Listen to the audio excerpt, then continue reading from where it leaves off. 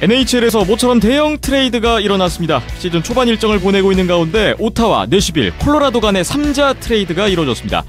그리고 올 시즌 예상 밖의 상반된 행보를 이어가고 있는 두 팀, 뉴저지 데블스와 에드먼튼 오일러스의 대결은 어땠을까요? KHL은 어느새 올 시즌의 절반 정도의 일정을 소화하고 있는데요. KHL 올 시즌의 판도를 중간 점검해보겠습니다. 아시아리그 아이스하키에서는 안양 한라가 대명 킬러 웨일즈를 연파하고 선두권에 대한 추격을 이어갔습니다. 치열했던 승부만큼이나 많은 일들이 벌어졌던 이번 시리즈를 되짚어보겠습니다. 국내 최초, 국내 유일의 아이스하키 팟캐스트 비하인드넷 121회 시작합니다.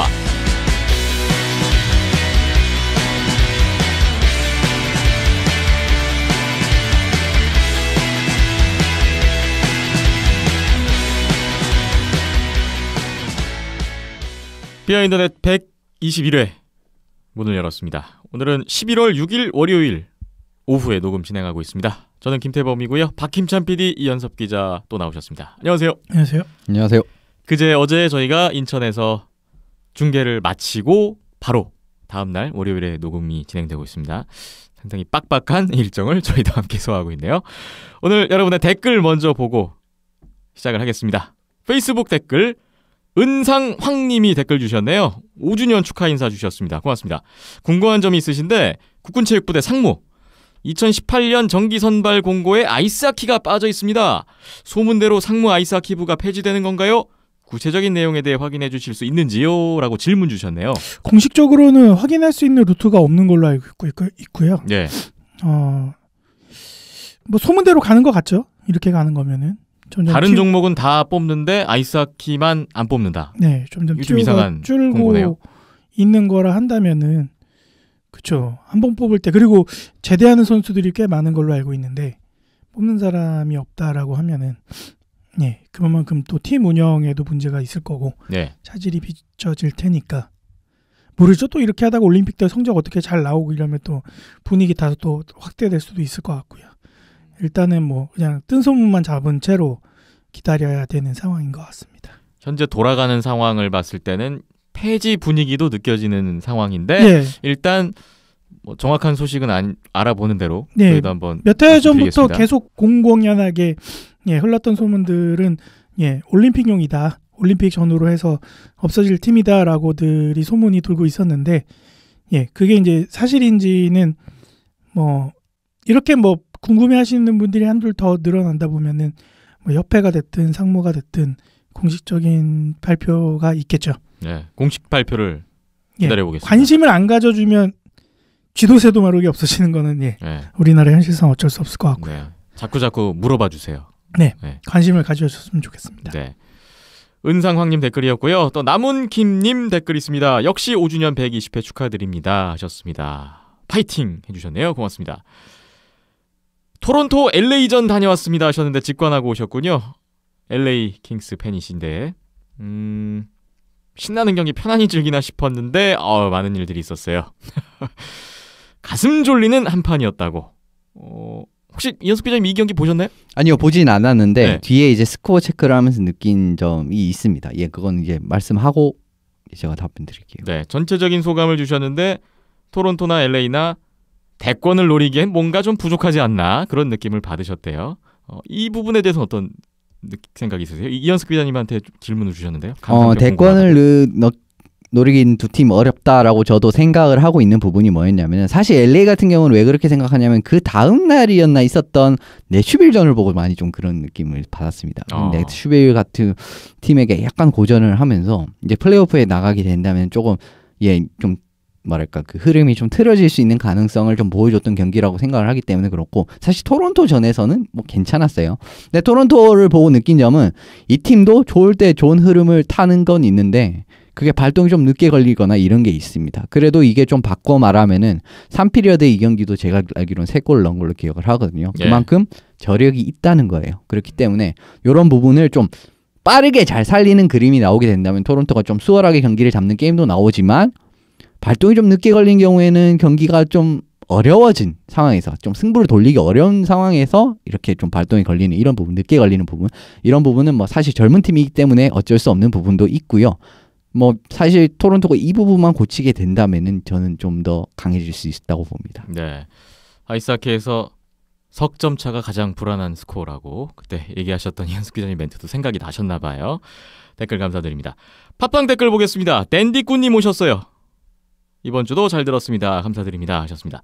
혹시 NHL 코리아 커뮤니티 회원 가입하는 법 아시는 분 계시나요? 안 된다고만 뜬다고 어떻게 할지 모르겠다고 하셨는데 폴 피핑거 실버버그님이 경험자로서 말씀 주셨네요. 예전에 가입할 때 그냥 4-5일 기다렸던 것 같다고 이렇게 답변 주셨습니다. SY더맨님 또 와주셨는데 지난 120회에 10,000원을 후원해 주셨습니다. 감사합니다. 5,000원 주시다가 또 갑자기 10,000원 주시니까 어깨가 무거워지네요. 5주년이라서. 그런가요? 네. 너무나 감사합니다. 크론발드님 댓글 있습니다. 우리나라 대표팀 유니폼이 공개됐죠? 선수 실착 사진은 아닌데 일단 판매하면 홈 원정으로 하나씩 사고 싶다고 하시면서 유니폼 사진 파일을 직접 첨부까지 해주셨어요. 어떠신가요? 여기 계신 분들은? 이제 우리나라 유니폼뿐만 아니라 이제 올림픽에 참가하는 팀들 모든 팀들에 대한 유니폼이 다 공개가 됐죠. 예. 나이키에서 스폰이 하니까 이제 제작해서 공개가 됐는데 항상 호불호가 갈리게끔 만드는 재주가 있는 것 같아요. 나이키가. 많이들 싫어하시는 분들도 되게 많이 봤고요. 예. 특히 막 캐나다 유니폼 보고 경악을 금치 못하는 그런 분들도 계셨고 최강팀 캐나다 유니폼을 이따구로 네, 그런 분들도 계셨고 아디다스로 바꿔야 되지 않냐 이런 얘기들도 많이 나왔었고 예, 저 개인적으로는 그래도 역대 그러니까 국가대표 저희 우리나라 대한민국 유니폼을 놓고 봤을 때는 그나마 그중에서는 그나마 낫지 않을까라는 개인적인 생각을 갖고 있습니다. 이현숙 기자님은 어떠세요? 저는 다 사실 그렇게 마음에 드는 게 없었어요. 차라리 전통의 틀을 좀 유지한 크게 바뀌지 않은 그냥 러시아 이런 팀들은 그냥 괜찮은데 전반적으로는 다 별로입니다. 이번 올림픽에 나오는 유니폼이요. 그렇기 때문에 결론은 차라리 나이키가 문제다는 건가? 아니면 나이키가 문제가 아닌 이유는 뭐냐면 제가 지금 말씀드리는 거는 월드 챔피언십 유니폼은 다 이뻐요. 다 다른 팀들 다 보면은. 근데 월드 챔피언십에서 나이키랑 계약을 해서 좀 받는 게 캐나다입니다. 캐나다 유니폼이 나이키예요. 예. 월드 챔피언십. 그러면 평창한테 왜 이러는 겁니까? 그거랑 직접적으로 비교를 해봐도 월드 챔피언십 유니폼이 훨씬 낫습니다. 그래요? 나이키 그 내부의 팀이 다른 거 아닐까요? 올림픽 그리고 당장 2014년, 2010년 올림픽 유니폼들이랑 다 비교해봐도 사실 지금 2018년 디자인적으로 오히려 퇴보하고 있어요. 우리나라 평창한테만 이런 식으로 이렇게. 저는 그냥 나이키가 문제인 걸로. 호불호가 갈리네요. SY더맨님은 디자인 잘 뽑았네요 하시면서 또 호감을 표해 주셨어요. 호불호가 갈리는 것 같아요. 예. 그리고 피프트 비틀즈님 오셨습니다. 두 번째 댓글이지 않나 싶은데 오랜만에 인사드립니다 하셨어요. 그 첫 정을 못 끊으셨다던 샤크스 팬이신데 안양 살다가 인천으로 넘어오셨다던 그분이죠. 샤크스 관련 언급이 나오면 어김없이 돌아오신다고 하시면서 샤크스에 대한 이야기를 쭉 주셨네요.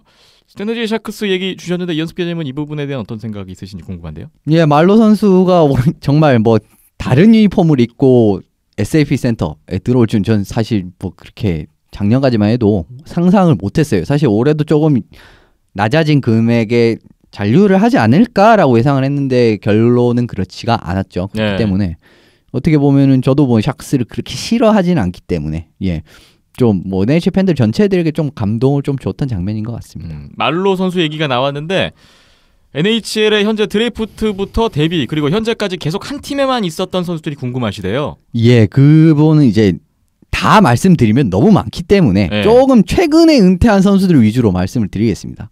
제일 최근에는 셰인 도원 선수가 있어요. 얼마 전에 NHL에 취직을 하신 셰인 도원 씨. 이제 캐나다 대표로도 참가할 가능성이 있었지만 그러지 않고 NHL로 취업을 하신 셰인 도원 씨가 21년 동안 지금 애리조나 카이오츠 팀이죠. 이제 전신이었던 위니펙 제츠, 피닉스 카이오츠를 통해 애리조나 카이오츠까지 이 프랜차이즈 스타 21년 동안 한 구단에서 몸을 담았고요. 그 다음에 뉴저지 데블스의 파트릭 엘리아시 선수를 또 빼놓을 수가 없습니다. 이 선수도 20년 동안 뉴저지 데블스에서 뛰었어요. 그리고 디트로이트 레드윙스에도 두 명의 선수가 있죠. 아주 유명한 두 명의 선수. 니클라스 리드스트램 선수. 이제 스웨덴 에릭 카르손 선수 이전에 최고의 그러니까 지금 에릭 카르손 선수가 이 선수의 유지를 이어받아 최고의 스웨덴 수비수라고 할 수가 있는데 그 전 거의 완전 토탈 패키지 완벽한 수비수였던 니클라스 리드스트램 선수가 20년 동안 레드윙스에 뛴 적이 있고요. 예. 그리고 지금 템파베이 GM을 맡고 있는 스티브 아이저만 선수도 22년 동안 디트로이트에서 몸둔 바가 있습니다. 그리고 올해 KHL로 넘어가게 된 몬트리올 커네디언스의 안드레이 마르코프 선수가 16년 동안 몬트리올에서 한 구단에서 뛰었고요. 그리고 콜로라도의 GM이라고 할 수 있는 어떻게 보면 GM은 아닌가요? GM이었던 것 같은데 콜로라도의 수뇌부라고 할 수 있는 조 사킥 선수도 20년 동안 콜로라도에서 뛰었던 프랜차이저 스타입니다. 그렇군요. 한 20년 전으로 해서 한 팀에서만 뛰었던 선수들 소개를 주셨습니다. 옹기종기 모여있는 순위에서 3위 유지하니까 기분은 좋다고 하셨고요. 그리고 어제 오늘 그러니까 지난 주말 토요일 일요일 선악빙상장 가셨군요. 데미언 킬러 웨일즈와 안양알라 2연전을 봤는데 거기에 대한 감상평 주셨어요. 토요일 경기는 데미언이 한마디로 넋을 놓고 시합을 하는 것 같았다.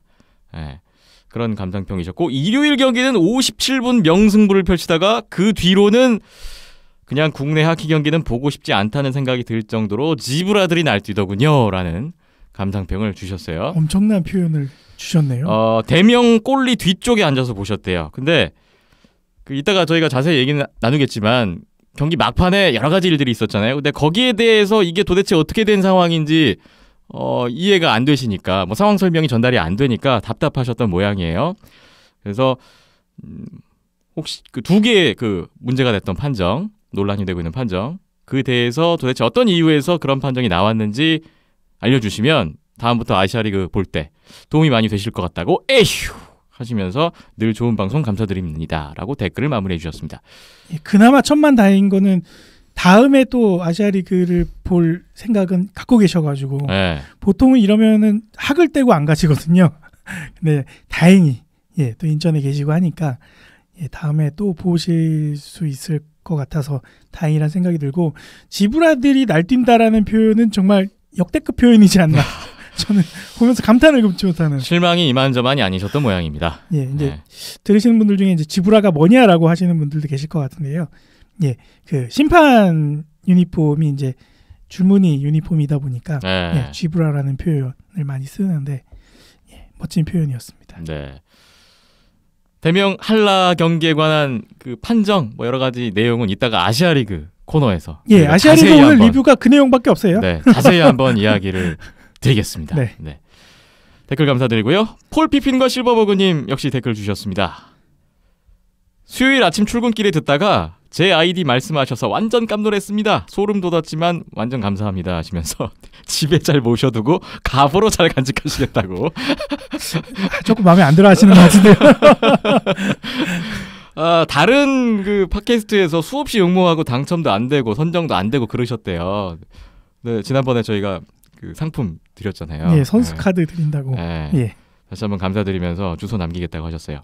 NHL은 역시 이연섭 기자님께서 프리뷰에 높은 코어로 묶어주신 팀들 저력을 발휘하는 모습입니다. 예상대로 가고 있다. 이런 말씀이세요. 뉴저지 지금 잘하고 있는데. 그래서 이번 주 콜럼버스 템파베이 경기 재밌게 보셨다고 하시면서 러시안 골리. 그 경기 진짜 흥미로웠다고 하셨네요. 그리고 11월 4일 5일 대명과 하이원 경기는 하이라이트 보셨고 5일 일요일 경기는 석연치 않은 판정이 너무 많네요. 이거는 아마 대명하고 한라 5일 경기를 말씀하신 것 같네요.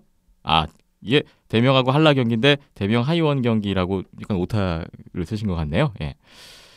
NBA 예를 또 들어주시면서 심판 판정 문제에 대한 또 의견을 주셨습니다. 역시 골수 하이원 팬분도 한라 따위는 하이원이라 쓰고 한라라 읽을지언정 이러면서. 그렇죠. 왜 그런 판정을 했는지 이해할 수 없네요. 한참 재밌는 경기에 참을 뿌렸네요. 라는 말씀을 주셨습니다. 요 얘기 이따가 많이 해야 될 것 같습니다.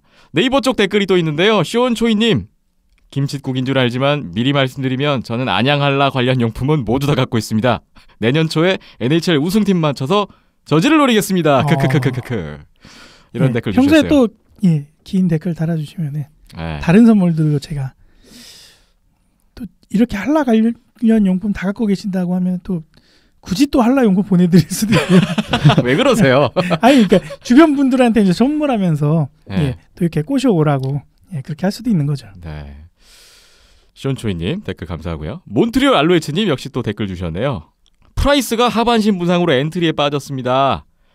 심각하게 멘탈이 나가 있는 상태인 것 같다. 근데 SNS에다가 또 프라이스가 제정신이 아닌 듯한 모습을 보여줬다고 이런 행동을 SNS가 했네요. 문제네요. SNS가 참 이게 그래요. 이게 과하면 문제 소지가 좀 있네요.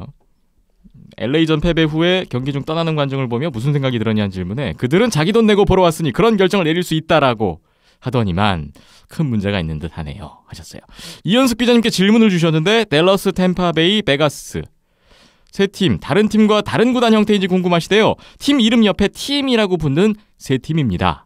예, 라는 질문이에요. 그 부분은 사실 좀 미국의 특허권과 관련된 부분이기 때문에 여기서 설명드리긴 너무 길고 예. 왜 무슨 차이라고 말씀을 드리면 그 세 팀은 트레이드 마크고 나머지 팀들은 제가 알기로는 레지스터드 마크를 달고 있는 걸로 알고 있습니다. 네. 그렇게 되면 아주 간단하게 설명해드리면 행사할 수 있는 권리는 레지스터드 쪽이 훨씬 많아요. 왜 그러냐면 그거는 미국 특허청과 특허 관련 쪽에서 허가를 받았다라는 겁니다. 그렇기 때문에 왜 이런 결정이 나오게 됐는지 말씀을 드리면 조금만 이제 그 기억을 조금 돌려보시면 딱 기억이 나시는 게 있을 겁니다. 예전에 베이거스 골든 나이츠가 처음 이름을 상표권을 등록을 할 당시에 골든 나이츠라는 이게 문제가 된 적이 있었어요. 예. 동일한 이제 다른 쪽에서 동일한 스포츠팀이 골든 나이츠가 있기 때문에 그렇기 때문에 좀 더 전방위적인 그 권리를 행사하지 못한다는 느낌으로 트레이드 마크를 달고 있다고 보시면 되고 가장 명확하게 이제 알아보시기 위해서는 미국 특허청 쪽에서 트레이드 마크와 레지스터드의 차이점을 생각을 해보신다면 바로 이제 답변이 될 거라고 생각합니다. 네, 이해하는 데 도움이 되셨으면 좋겠네요. 마지막 댓글에 그토록 바라던 두 시인이 센스로 이연섭 기자님 축하드려요라고 해주셨어요. 예, 저희가 데려갑니다. 예. 오늘 사실 많이 이제 항상 트레이드가 이제 터졌어요. 예, 그렇습니다. 이제 항상 이제 알로에츠님께서 듀세인 선수를 많이 원하셨는데 뭐 어떻게 저희가 데려가게 됐네요. 이 부분은 좀 나중에 말씀을 드릴게요. 예, 오늘 그 이연섭 기자님이 준비하신 내용에 이번 트레이드 내용이 들어 있습니다. 이게 과연 오타와 축하할 일인지 잠시 후에 이야기 나눠볼게요. 다음 댓글 WLSD님 댓글 주셨습니다. 오랜만에 왔습니다. 댓글 궁금한 거 있어서 오셨네요. 아시아리그 11월 5일 경기 역시 이 얘기 또 나옵니다. 한라와 대면 경기 심판이랑 접촉해서 게임 미스컨덕트인가 퇴장당하던데 그게 왜 파울인지 궁금합니다. 잠시 후에 자세히 풀어드릴게요. 그리고 강릉빙상장 강릉하키센터 말씀하시는 것 같은데 올림픽 기간 동안에 하키를 못하면 4개월 동안 뭐하나. 이거 강릉 빙상인들에게 올림픽 안 좋은 것 같아요. 하키 4개월 동안 못하는데 대책 방법 좀 알려주세요. 서울로 게스트 가야 하나요? 올림픽 기간 끼면서 4개월 동안 강릉 하키센터를 일반인들에게 공개를 안 하나 보죠?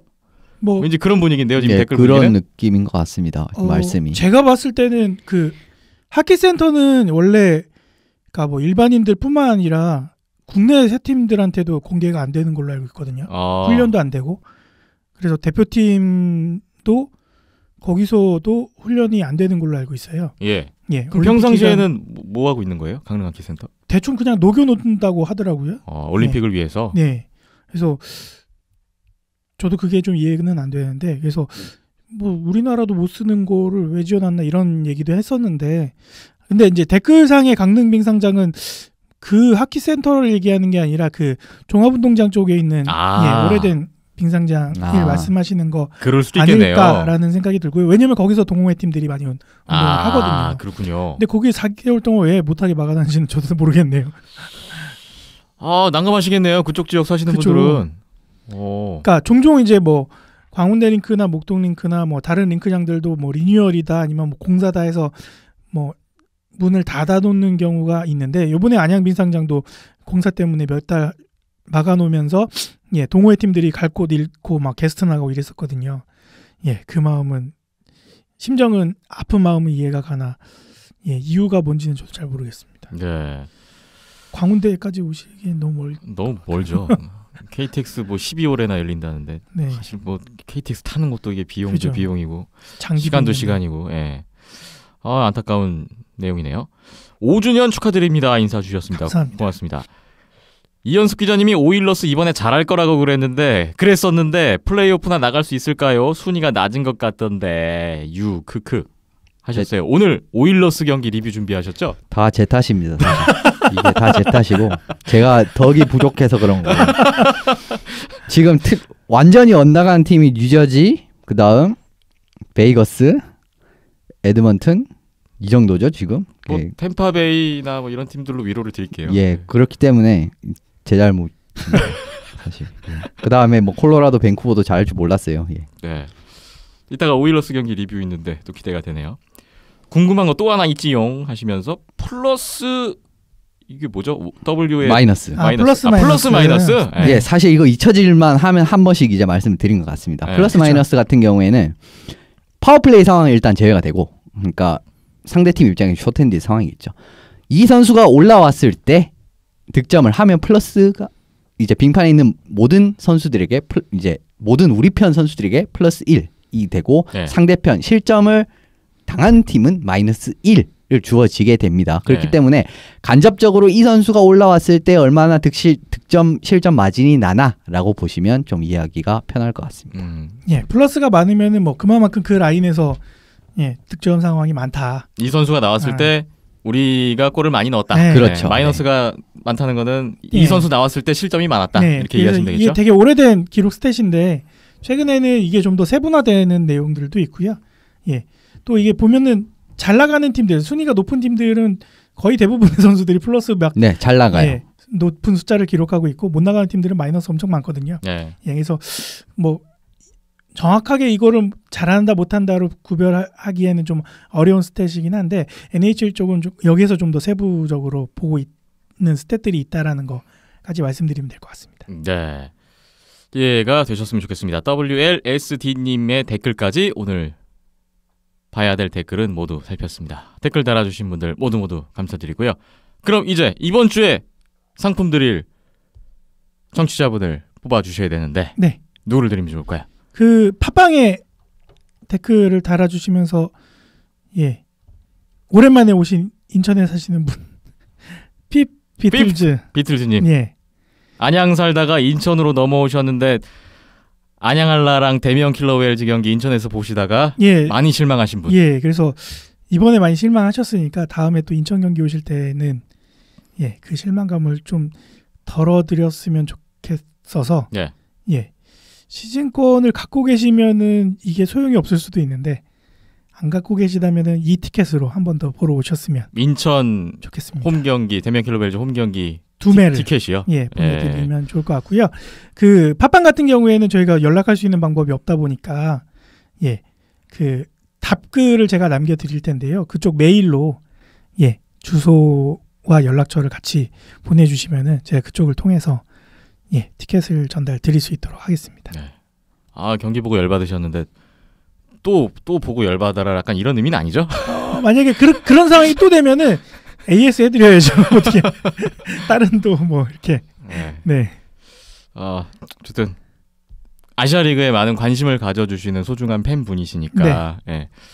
피프스 비틀즈님 연락처 꼭 남겨주시고요. 네. 예. 만약에 시즌권 갖고 계신다고 하면은 예, 다른 지인분들하고 같이 예. 전달해서 보시면 좋을 것 같아요. 안양 경기 티켓 드려도 되죠. 뭐 안양 예전에 안양 살 때는 안양 할라 팬이셨을 수도 있을 네, 것 일단 같은데. 지금 인천에 계시니까 예. 네, 대명 티켓 드리는 걸로. 알겠습니다. 자, 오늘 댓글 이 정도로 마무리를 하고요. 비언저대 121회 잠시 후에 이어가 보겠습니다.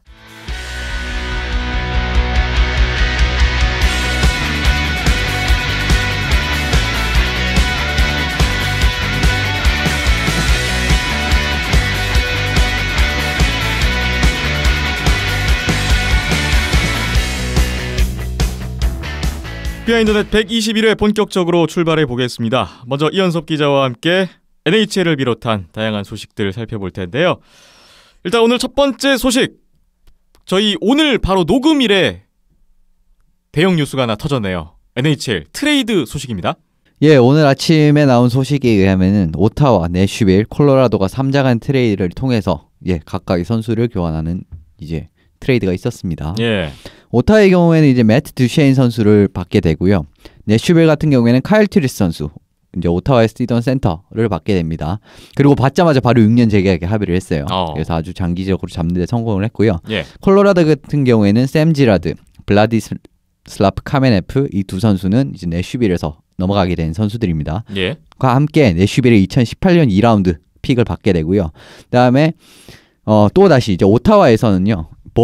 그 다음에 앤드류 해먼드 선수와 2018년 1라운드, 3라운드 지명권을 받게 되는 트레이드가 있었습니다. 네, 세 팀이 얽힌 트레이드인데 이게 어떻게 해서 이루어진 건가요?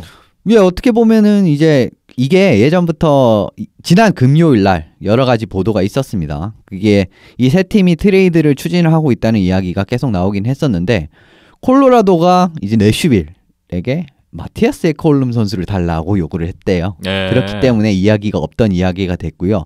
그런데 갑자기 오늘 경기에서, 오늘 이제 콜로라도와 뉴욕 아일랜더스의 경기가 있었습니다. 그런데 이제 중간에 1피리어드 중간에 블레이크 코모 선수가 부상을 당했어요. 콜로라도의 블레이크 코모 선수가 부상을 당했는데 이제 그래서 문이 열리면서 이제 본인이 나갔습니다. 이제 경기장을 나가는 장면에서 듀쉐인 선수가 갑자기 같이 나가는 게 이제 카메라에 찍히면서 이제부터 이제 트레이드가 확정이 된 것 같다, 이런 식으로 보도가 되기 시작하더니 그 뒤에 뉴스가 나온 거예요. 그래서 매튜 셴 선수는 경기 도중에 짐을 싸고 나가는 이런 좀 재미있는 장면도 있었습니다. 일이 벌어졌네요. 예, 뭐 이제 트레이드에 대해서 이제 분석을 해드리면은, 결국 오타와 같은 경우에는 기부시에 감독이 예전부터 듀쉐인 선수를 참 많이 원했다고 합니다. 이 선수의 마음이 많이 들었다고 하고, 튜리스 선수가 나가긴 했지만은 1라인 센터라고 생각을 해봤을 때는 사실 튜리스 선수보다 조금 더 기대치를 높게 잡을 수가 있어요, 듀쉐인 선수. 그렇기 때문에 지금 당장의 입장에서는 좀 보강이라고 할 수가 더 강해졌다라고 말씀을 드릴 수가 있습니다. 예. 공격력도 뛰어난 데다가 뭐 최근에는 조금 부진하긴 하지만 그래도 뭐 경기당 1포인트 가까이를 한 시즌이 있을 정도로 공격력도 괜찮은 데다가 스케이팅이 상당히 빠르고 수비력까지 나쁘지 않습니다. 페이스오프가 최근에 상당히 좋아졌기 때문에 이 선수가 이제 불시에 감독이 좋아하는 모든 툴을 가진 선수라고 하면 또 이제 최근에는 좀 듀세인 선수를 뽑을 수가 있거든요. 그렇기 때문에 뭐 불시에 감독 좋아하는 선수고 마음에 드는 선수이기 때문에 이 감독의 체제에 적응하는 데도 큰 문제는 없을 거라고 봅니다.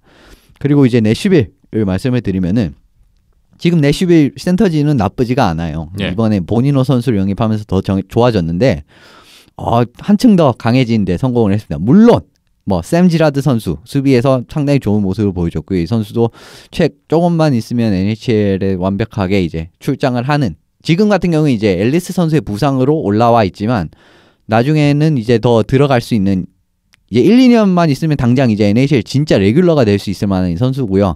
블라디슬라프 카메네프 선수 같은 경우에는 내슈빌 이 두터운 포워진만 드지만 아니었다면 진작 NHL에서 뛸 정도의 이제 괜찮은 기량을 가진 선수들입니다.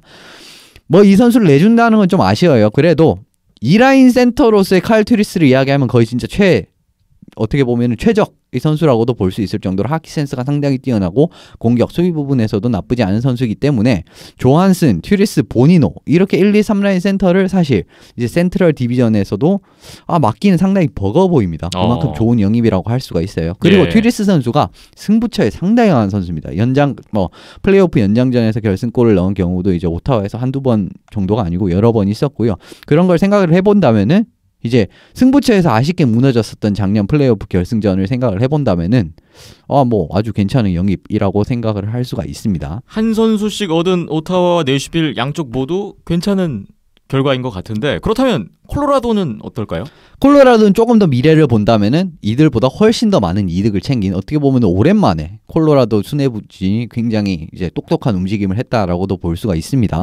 내슈빌에 앞서 말씀드린 샘 지라드와 카메네프 선수는 이제 설명을 드렸고요. 오타와에서 이제 보어 선수, 이 선수가 보스턴 대학교에서 뛰는 선수인데 지난 드래프트 1라운드 출신이에요. 28번째로 뽑혔는데 이 선수도 이제 업사이드가 상당한 선수예요. 괜찮은 선수이기 때문에 좋은 선수를 받았고요. 사실 앤드류 해먼드 선수한테는 그렇게 기대가 크지 않습니다. 사실 뭐 거의 이 선수는 지금 레벨로 봤을 때 NHL에서 쪼기가 좀 어려운 레벨이고, 그래도 좋은 유망주를 3명을 얻은 데다가 각 팀의 1, 2, 3라운드 지명권을 한 장씩 다 받아왔다는 거는 앞으로 미래를 대비하는, 어떻게 보면 지난 프리뷰에서 사실 콜로라도가 그렇게 유망주진이 두텁지가 않다라는 부분도 설명을 드렸는데 그러한 문제점을 한 번에 해결할 만한 이런 뭐 좋은 트레이드라고 정리해드릴 수 있을 것 같아요. 네, 세 팀에 대한 손익계산서 일단 현재 기준으로 분석을 주셨어요.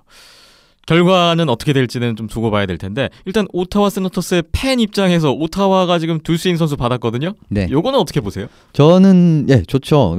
근데 사실 이 정도까지 금액을 지불하면서까지 듀세인 선수가 그만큼의 가치가 있나라는 데서는 약간의 의문을 표하고 싶습니다. 왜냐하면은 칼 튜리스 선수가 오타와에 들어와서 결코 못하지 않았거든요. 네. 사실 기대치는 거의 비슷해요. 비슷하지만 이제 듀세인 선수가 조금 더 나은 수준입니다. 그리고 약간 조금 더 유동적으로 써먹을 수 있을 부분에서는 뭐 어떻게 보면은 듀세인이 조금 더 높은 수준이랄까요? 그런데 이걸 받으면서 유망주로 한 명 내준 데다가 지명권을 2장을 내줬다?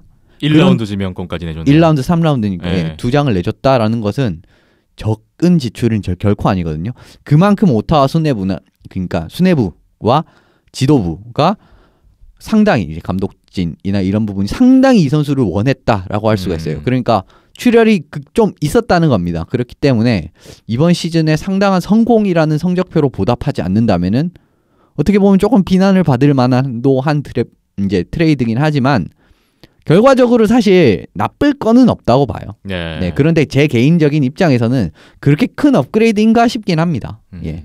일단 말씀 들어보면 듀세인 선수가 오타와 와서 일단 잘해야 된다는 어떤 책임감, 부담감을 그렇죠. 안고 있는 상황이네요. 물론 이제 두 선수가 같이 있었다면은 정말 뭐 좋다라고도 할 수가 있을지 튜리스 선수와 같이. 그런데 제가 알기로는 그 부분은 이제 오타와가 그렇게 이제 부자 구단이 아닙니다. 그렇기 때문에 셀러리 캡이나 이런 걸 유동적으로 하는 과정에서 그 부분은 좀 어려웠다고 해요. 그렇기 때문에 한 명을 포기를 해야 되는데 이제 튜리스 선수를 포기하면서까지 이제 듀세인 선수 그렇게 원했는지에 대한 답변은 저는 조금은 의문스럽긴 합니다. 네, 알겠습니다. 세 팀의 결과를 주목해 보겠습니다.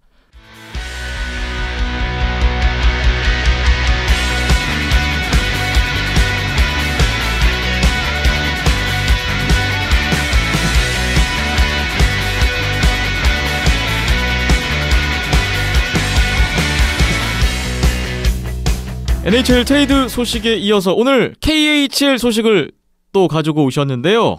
벌써 시즌 일정의 절반 정도를 소화했다고요? 거의 이제 절반 정도가 소화가 됐고요. 이제 국제전 주간을 맞이를 해가지고 거의 절반 혹은 그 이상을 스케줄을 치른 팀들이 있습니다. 그렇기 때문에 한번 이제 정리의 시간을 갖기 위해서 한번 자료를 들고 와봤습니다. 중간 점검의 시간이 될 텐데 KHL 현재 판도에 대해서 이야기를 나눠보겠습니다. 먼저 동부부터 보겠습니다. 동부에서 가장 눈에 띄는 팀, 이 팀이 사실 올해 동부의 주인공이 아닌가 싶습니다. 바리스 아스타나를 이거는 빼먹을 수가 없어요. 지금 체르니세프 디비전에 소속되어 있는 바리스 아스타나가 57포인트로 동부 전체에서 1위를 달리는 기염을 토하고 있습니다. 네. 최근 분위기도 상당히 좋아요.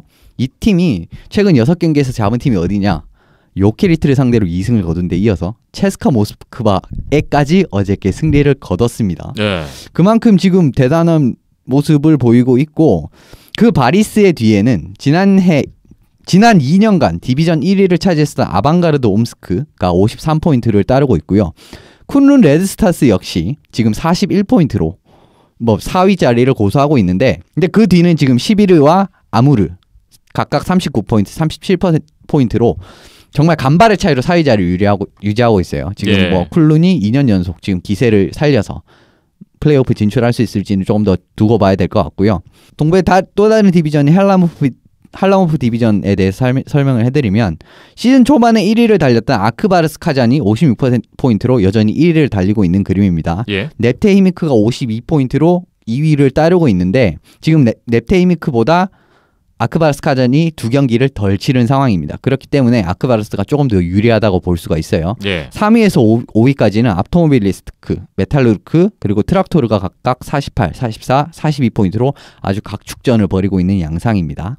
여기서 좀 눈에 띄는 게 어떤 팀이냐면은 메탈루르크를 역시나 빼먹을 수가 없어요. 왜냐하면 이 팀이 지난 4시즌 동안 100포인트를 모두 넘기면서 정말 서부 KHL 동부의 거의 뭐 막강한 강호라고도 평가할 수 있는 팀이거든요. 예. 지난해는 심지어 124포인트를 올리면서 정말 압도적인 모습을 선보였었습니다. 가가린컵 파이널에도 진출한 바가 있고요. 근데 올해는 지금까지 44포인트까지밖에 올리지 못했습니다. 예. 곱하기 2를 하더라도 90포인트가 안 되죠. 마진 역시 62 플러스 60이나 났었는데 올해 같은 경우 마이너스 1에 불과할 정도로 상당히 부진한 시즌을 겪고 있습니다. 과연 후반기에는 반등을 할 수 있을지도 좀 기대를 해봐야겠어요. 네. KHL 일단 동부에서는 바리스 아스타나 그리고 아크바르스카잔이 각 디비전 선두를 달리고 있는 가운데 메탈 루르크가 예상 밖의 부진에 빠져 있다. 이렇게 요약을 하면 될 것 같습니다. 그렇다면 서부는 어떨까 궁금해지는데 여전히 스카의 강세인가요? 그렇죠. 이 팀을 사실 빼놓고 말씀을 드릴 수가 없고 물론 뭐 20연승이 깨진 이후로부터 조금 스카가 약간은 이제 좀 페이스가 틀어진 부분이 있긴 있습니다. 그래도 쌓아놓은 게 너무 많아요. 그렇기 때문에 지금 81포인트로 1위 전체 1위를 달리고 KHL 전체 1위를 달리고 있고 여전히 동부의 최강자라고 봐도 무방한 정도의 성적입니다. 예. KHL 최고의 선수진이라고 봐도 뭐 과언이 아닐 정도이기 때문에 마진이 정말 압도적이에요. 플러스 81입니다. 그 정도로 압도적인 페이스를 자랑하면서 1위를 달리고 있고요. 디비전 2위라고 하면은 이제 요케리트가 61포인트. 그 다음에 타라소프 디비전 1위인 체스카 모스크바. 어떻게 보면 스카의 정말 영원의 라이벌이라고 할 수 있는 두 팀이 아니라 체스카 모스크바인데 체스카 모스크바 역시 61포인트로 이 두 팀과 비교를 해도 20점 차. 승점이 20점 차나 나는 정말 압도적인 모습을 보여주고 있어요. 네. 요케르트 역시 지금 탄탄한 수비력을 선보이면서 동부 3위로 스파르타크 모스크바와 승점 20점 차이를 유지하고 있습니다. 그렇군요. 반면에 이제 타라소프 디비전을 조금 더 상세히 살펴보면요. 각축전 양상으로 여기도 흘러가고 있어요. 3위인 토르페도부터 6위인 다이나모 모스크바까지 승점 차이가 3점밖에 나지가 않습니다. 그렇기 때문에 상당히 지금 보브로프 디비전 같은 경우에는 투탑 양상으로 정말 뭐 공고해지는 이런 양상 그림으로 가고 있는데 라소프 디비전은 여기와는 다르게 좀 상반적 좀 각축전 양상으로 흘러가고 있다는 거예요. 예. 근데 이들에게 동기부여가 되는 게 뭐냐라고 물으시면은 답변을 해드릴 수 있는 게 뭐냐면 혹시나 이 팀들이 지금 서부죠. 이제 서부에 8, 7, 6위로 이제 플레이오프에 진출을 하게 된다면 만나는 팀들이 스카, 요케리트, 체스카입니다. 네. 이 팀들 입장에서는 무조건 이 세 자리는 피해야 한다는 거예요. 그렇기 때문에 서부 4, 5위 각축전은 점점 치열해질 것으로 보입니다. 플레이오프를 생각한다면 계속해서 전력 투구를 해야 되는 상황들이네요. 그렇습니다. 이제 뭐 서부에도 한 팀을 뽑아드리면 작년까지만 해도 서부 양강이라고 불렸던 체스카가 올해는 그렇게 좋지는 못한 것 같아요. 이제 라이벌 팀 스카와 비교를 해도 초반에 큰 폭으로 지금 치고 달리지 못하고 있고 그때도 예전에 설명해드렸지만 NHL의 최고의 정규 시즌 팀의 워싱턴이면 KHL 최고의 정규 시즌 팀은 체스카 모스크바거든요. 예. 그런데 올해 같은 경우는 좀 그런 게 없습니다. 지난해 같은 경우에 137포인트를 기록했었어요. 정규 시즌에서. 예. 근데 올해 같은 경우에는 방금 말씀드린 대로 61포인트죠. 뭐 어떻게 보면 곱하기 2를 하더라도 많이 모자란 지금 상황입니다. 그리고 사실 오프 시즌에 굉장히 큰 폭으로 선수 교체를 하면서 NHL 선수를 대거 영입하면서 분위기가 완전히 깨졌지만은 공격도 그렇게 잘 풀리지 않고 지금 뭐 수비도 아주 막 뛰어난 그런 모습을 보이지 못하면서 큰 기대에 미치지 못하고 있는 상황입니다. 네. 서부는 일찍부터 멀리 가 있던 스카 그대로 유지하고 있고 또 동부에서 메탈로르크가 부진해 있다면 서부에서는 체스카의 부진 뭐 이런 정도 눈에 띄는 점이 있네요. KHL 중간 점검을 하고 있는데 개인 기록 부분은 현재 어떤가요? 개인 기록 부분을 말씀드리면은 아무래도 강한 팀들에 소속된 선수들이 여전히 잘하고 있어요. 지금 같은 경우에는 포인트 1위, 2위에 랭킹되어 있는 선수가 바리스 아스타나의 두 선수입니다. 린든베이 선수와 뭐 이번 익히 알고 계신 나이젤 도즈 선수죠. 지금 나이젤 도즈 선수의 득점력은 정말 뭐 물이 올랐다라고 해도 과언이 아닙니다. 지금 뭐 27경기에서 28골을 넣으면서 리그 전체 득점 1위에도 올라와 있고요. 네. 하지만 이제 상위 10명으로 좀 이제 넓혀본다면은 스카 선수가 역시 4명이나 있을 정도로 뛰어난 팀의 선수들이 역시나 좋은 성적을 거두고 있다라는 게 눈에 띕니다. 메탈루르크를 대표하고 그리고 KHL을 대표하는 세르게이 모즈야킨 역시 좀 경기장 1포인트를 이상씩을 올리면서 노익장을 과시하고 있는 중이고요. 올해 체스카에서 활약하는 미네소타 와일드의 유망주인 키릴 카프리조프 선수도 24경기에서 28포인트를 기록하면서 상당한 활약을 보여주고 있습니다. 예. 예, 골리 이야기를 잠시 해보면은 올해 정말 이렇게 골리가 좋은 골리들이 많나 싶을 정도로 상당히 많아요. 지금 10경기 이상 뛴 선수 중에 세이브 성공률 기준으로 말씀을 드리면 11위에 알렉세이 크라시코프 선수가 94.6%로 이 부분 1위를 달고 있습니다. 그래도 지금 사실상의 골리 랭킹 1위는 요케리트 헬싱키의 라이언 자폴스키 미국 골리 라이언 자폴스키 선수를 말씀드릴 수가 있어요. 예. 94.5%의 세이브 성공률에 1.42 평균 실점, 셧아웃을 벌써 7개나 할 정도로 그야말로 압도적인 존재감으로 요케리트 헬싱키를 의 방패가 되고 있습니다. 예. 쿨룬 레드스타스의 마그누스 헬베리 선수도 나쁘지 않은데 뭐 상당히 좋은 93%가 넘었던 걸로 기억을 합니다. 이 선수도. 그렇기 때문에 뭐 이 선수가 좀 더 잘 지켜내는 한 쿨룬도 뭐 나쁘지 않은 분위기로 흘러나가고 있는 것 같고요. 상위 10명의 골리가 모두 93% 이상의 세이브 성공률을 기록을 하고 있어요. 그만큼 지금 KHL은 좋은 골리들이 많다라고도 말씀드릴 수 있고 92%로 이제 범위를 늘린다고 하더라도 상위 26명의 골리가 무려 92%가 넘는 굉장히 올해 KHL 골리진이 탄탄하다라고 말씀드릴 수 있을 것 같습니다. 네.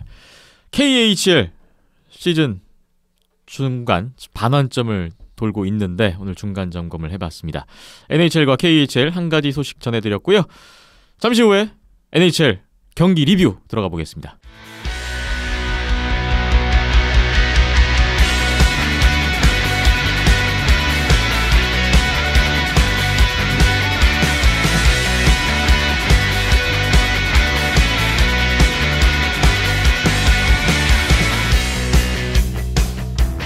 NHL 경기 리뷰 시간이 돌아왔습니다. 오늘 준비하신 경기는 뉴저지 데블스와 에드먼턴 오일러스의 경기를 준비하셨네요. 11월 3일 경기였습니다. 이 경기를 택한 이유가 궁금한데요. 아무래도 좀 제가 예상했던 것보다 초반 행보가 너무 다른 두 팀이 만났기 때문에 한번 선정을 해봤습니다. 예. 정말 양 팀의 초반 행보는 놀랍다라고밖에 말씀드릴 수가 없어요. 각각 다른 양상으로 놀랍다. 그렇죠. 정말 저는 사실 뉴저지가 약이라고 평가를 했지만 조금 센 약이라고 그래도 평가를 하지 않았습니까? 그래서 메트로 디비전 살아남기가 힘들 거라고 생각을 했는데 이거 무슨 제일 센 팀이에요. 지금 보면은 메트로 디비전에서 가장 적은 경기를 치렀음에도 불구하고 지금 18포인트를 올렸습니다. 정말 사실상의 1위라고 해도 지금 과언이 아닐 정도로의 페이스를 보이고 있고요. 에드먼턴의 경우에는 사실 지금 당연히 1위를 할 것이라고 생각을 했는데 지금 같은 경우에는 상당히 처져 있습니다. 생각보다 초반 부진이 길어지고 있어요. 그렇죠. 지금 너무 길어지고 있는 상황이고 나아지는 기색도 그렇게 보이지가 않고 있기 때문에 더 문제입니다. 괜찮았던 보강에도 불구하고 지금 4승 8패 1 연장패로 지금 상당히 좋지 않아요. 오늘 경기까지 포함하면 9패가 될 수도 있을 것 같은데 아무튼 정말 좋지 않기 때문에 거의 서부 최하위권이라고 봐도 과언이 아닙니다. 서부 최하위가 지금 제가 알기로는 애리조나로 알고 있는데 애리조나는 정말 비교가 불가능한 팀이기 때문에 조금 이제 컨치면 미네소타와 거의 최하위권을 성성한다고 봐도 무방할 정도로 처져 있어요. 지난해 생각을 해보면은 정반대였거든요. 순위표도 그렇고. 그렇죠. 그런데 어떻게 보면 이런 걸 생각을 해본다면 좀 놀라운 결과라고 할 수가 있습니다. 뉴저지 같은 경우에는 이제 11월에 첫 일정을 서부 캐나다 원정으로 시작을 하고 있어요. 지금 밴쿠버, 에드먼튼, 그 다음에 오늘 같은 경우에 캘거리와 또 맞붙었죠. 그런데 에드먼튼 같은 경우에는 10월 말부터 댈러스, 워싱턴, 피츠버그, 뉴저지, 디트로이트라는 홈 5연전이라는 어떻게 보면 일정은 에드먼턴이 훨씬 나은 이런 지금 상황에도 불구하고 양 팀이 좀 상반적인 행보를 걸어가고 있습니다. 그렇군요. 상반된 행보를 이어가고 있는 양 팀의 대결 결과는 6대3으로 에드먼턴이 이겼습니다. 아주 손쉽게 사실 어떻게 보면 이겼다라고 말씀드릴 수가 있는데 초반에 얻은 파워플레이 득점부터 시작을 해서 전반적으로는 뉴저지보다 좀 더 좋은 경기력을 선보였고요. 매 피리어드를 지금 이제 에드먼턴이 2골 넣을 때 뉴저지가 1골 넣는 상황이 나오면서 6대3으로 그렇게 어렵지 않게 승리할 수 있었습니다.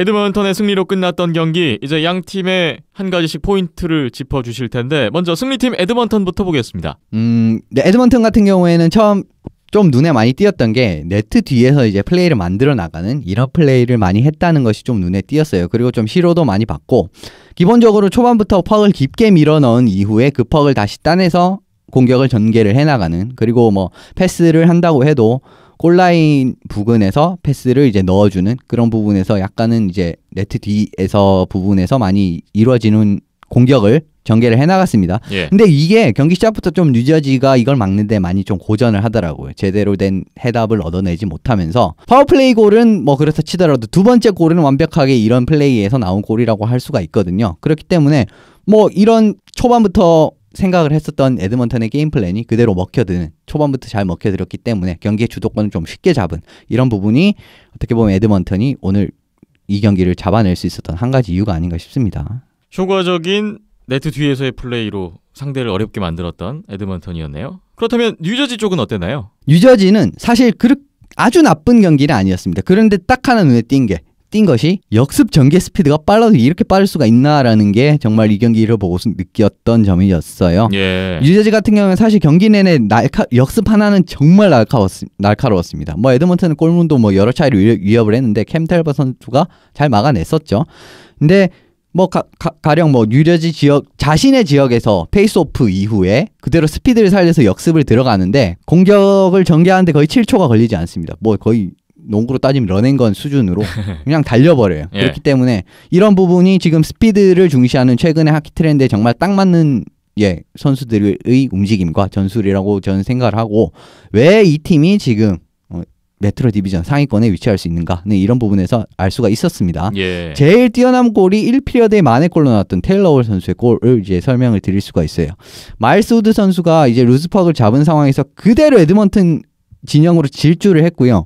그 질주에서는 의 반대편에는 테일러 홀 선수가 있었습니다. 그래서 2대2 상황이 나왔는데, 간단한 슛 이후에 테일러 홀 선수가 그냥 그 슛을 리바운드로 연결을 하면서 7초 만에, 페이스오프 이후 7초 만에 득점을 성공한 장면이 있었습니다. 네. 사실 뉴저지 데블스 하면 이제 많은 팬분들께서 좀 그렇게 기억을 하고 계실 거예요. 2000년대 초반 이제 뉴저지 데블스가 정말 NHL 강호로 군림을 하던 시절에 뉴트럴 존 트랩 스타일을 많이 구사하면서 정말 수비적인 팀이라고 하면 정말 별로 재미없는 팀의 이미지가 상당히 많이 박혀 있었던 뉴저지 데블스라고 할 수가 있거든요. 예. 그런데 그러한 팀에서 지금 15년 가까이가 지난 지금의 뉴저지 데블스와 비교를 한다면 과거의 스타일과는 너무 달라요. 이렇게 완벽하게 다른 스타일이 잘 먹혀들고 있고 그 작전을 잘 수행을 하는 젊은 선수들이 있기 때문에 뉴저지 데블스가 왜 강팀이 됐는지는 이런 부분에서 알 수 있을 거라고 생각을 합니다. 빠른 역습 그리고 스피드, 올 시즌 뉴저지가 왜 좋은 행보를 이어가고 있는지를 확인할 수 있었던 경기였네요. 한 가지씩 포인트를 봤고요.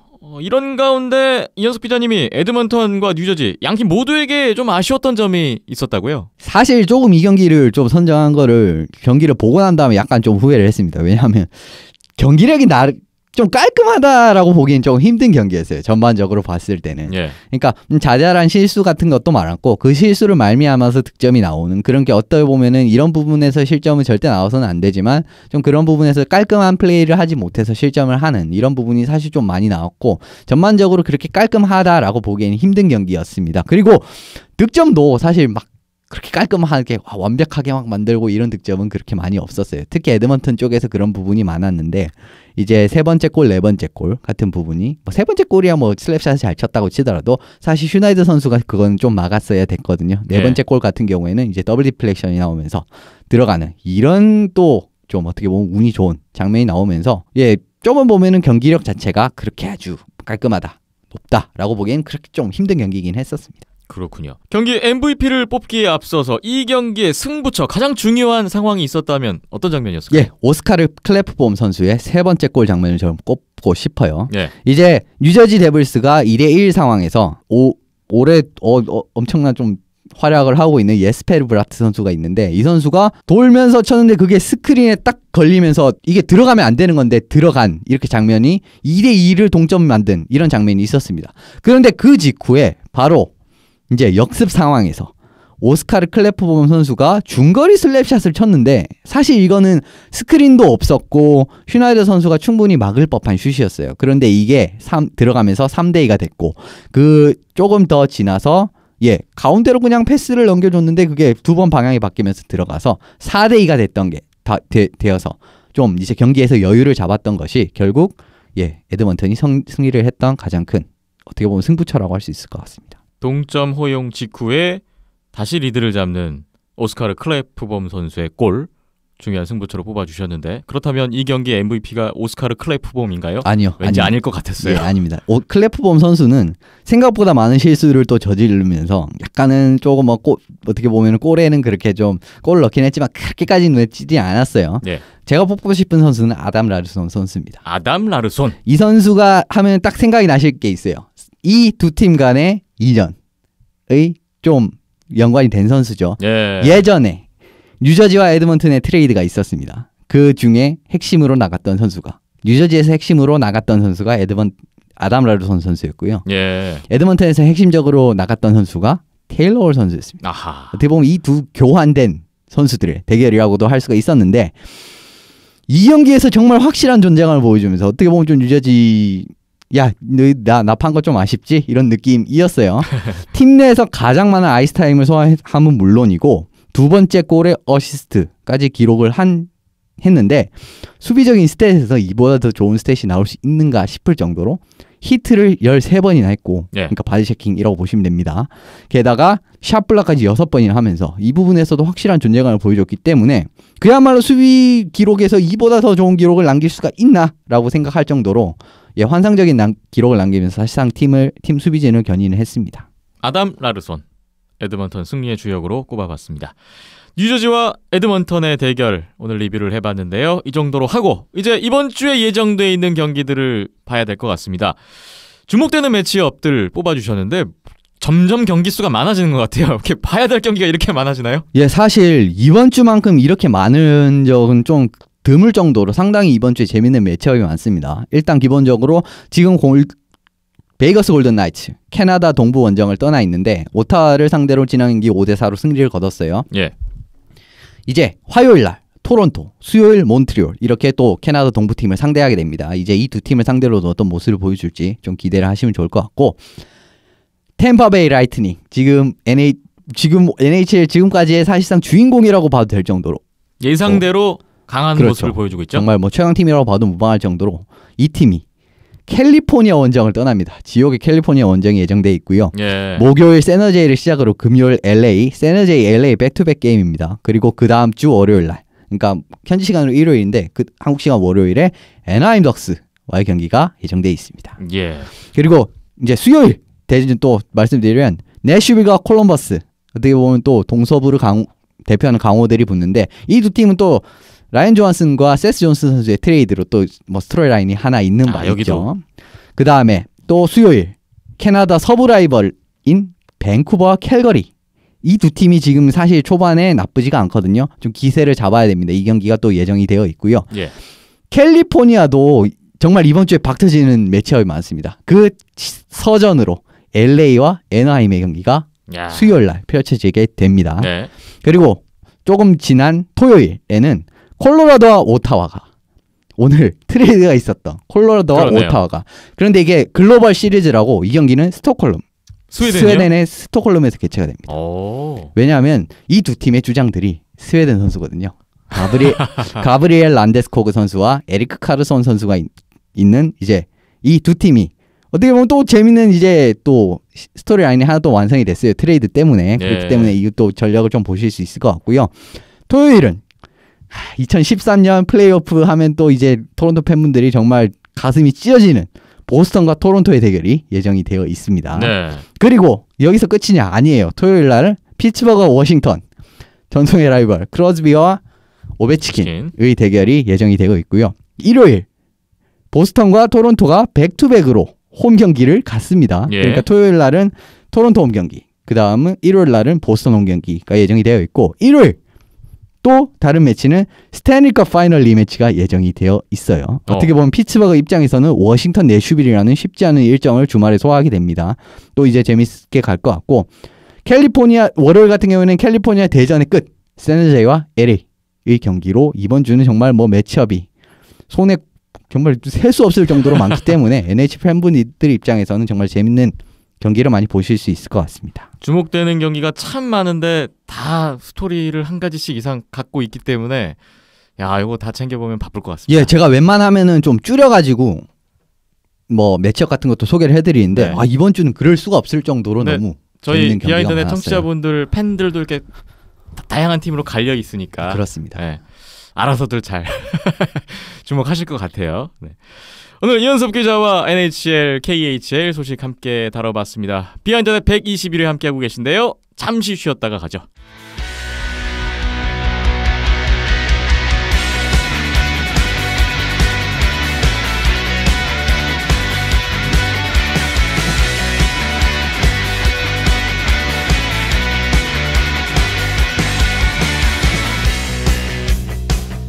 비하인드넷 이번에는 아시아리그 아이스하키 지난 한 주 이야기를 나눠보겠습니다. 10월 31일, 11월 1일 경기부터 살펴봐야 될 것 같은데 저희가 지난주에 10월 31일 화요일에 녹음을 했었죠. 그래서 이 시리즈부터 봐야 될 것 같네요. 일본 하치노에에서 도호쿠 프리블레이즈와 하이원의 2연전이 진행이 되는데 양팀의 시즌 3, 4차전이었습니다. 10월 31일 3차전에서 4대3 스코어가 나왔는데요. 연장에서 프리블레이즈 시노하라 코타 선수의 골든골, 프리블레이즈가 연장 역전승을 가져갔던 경기였습니다.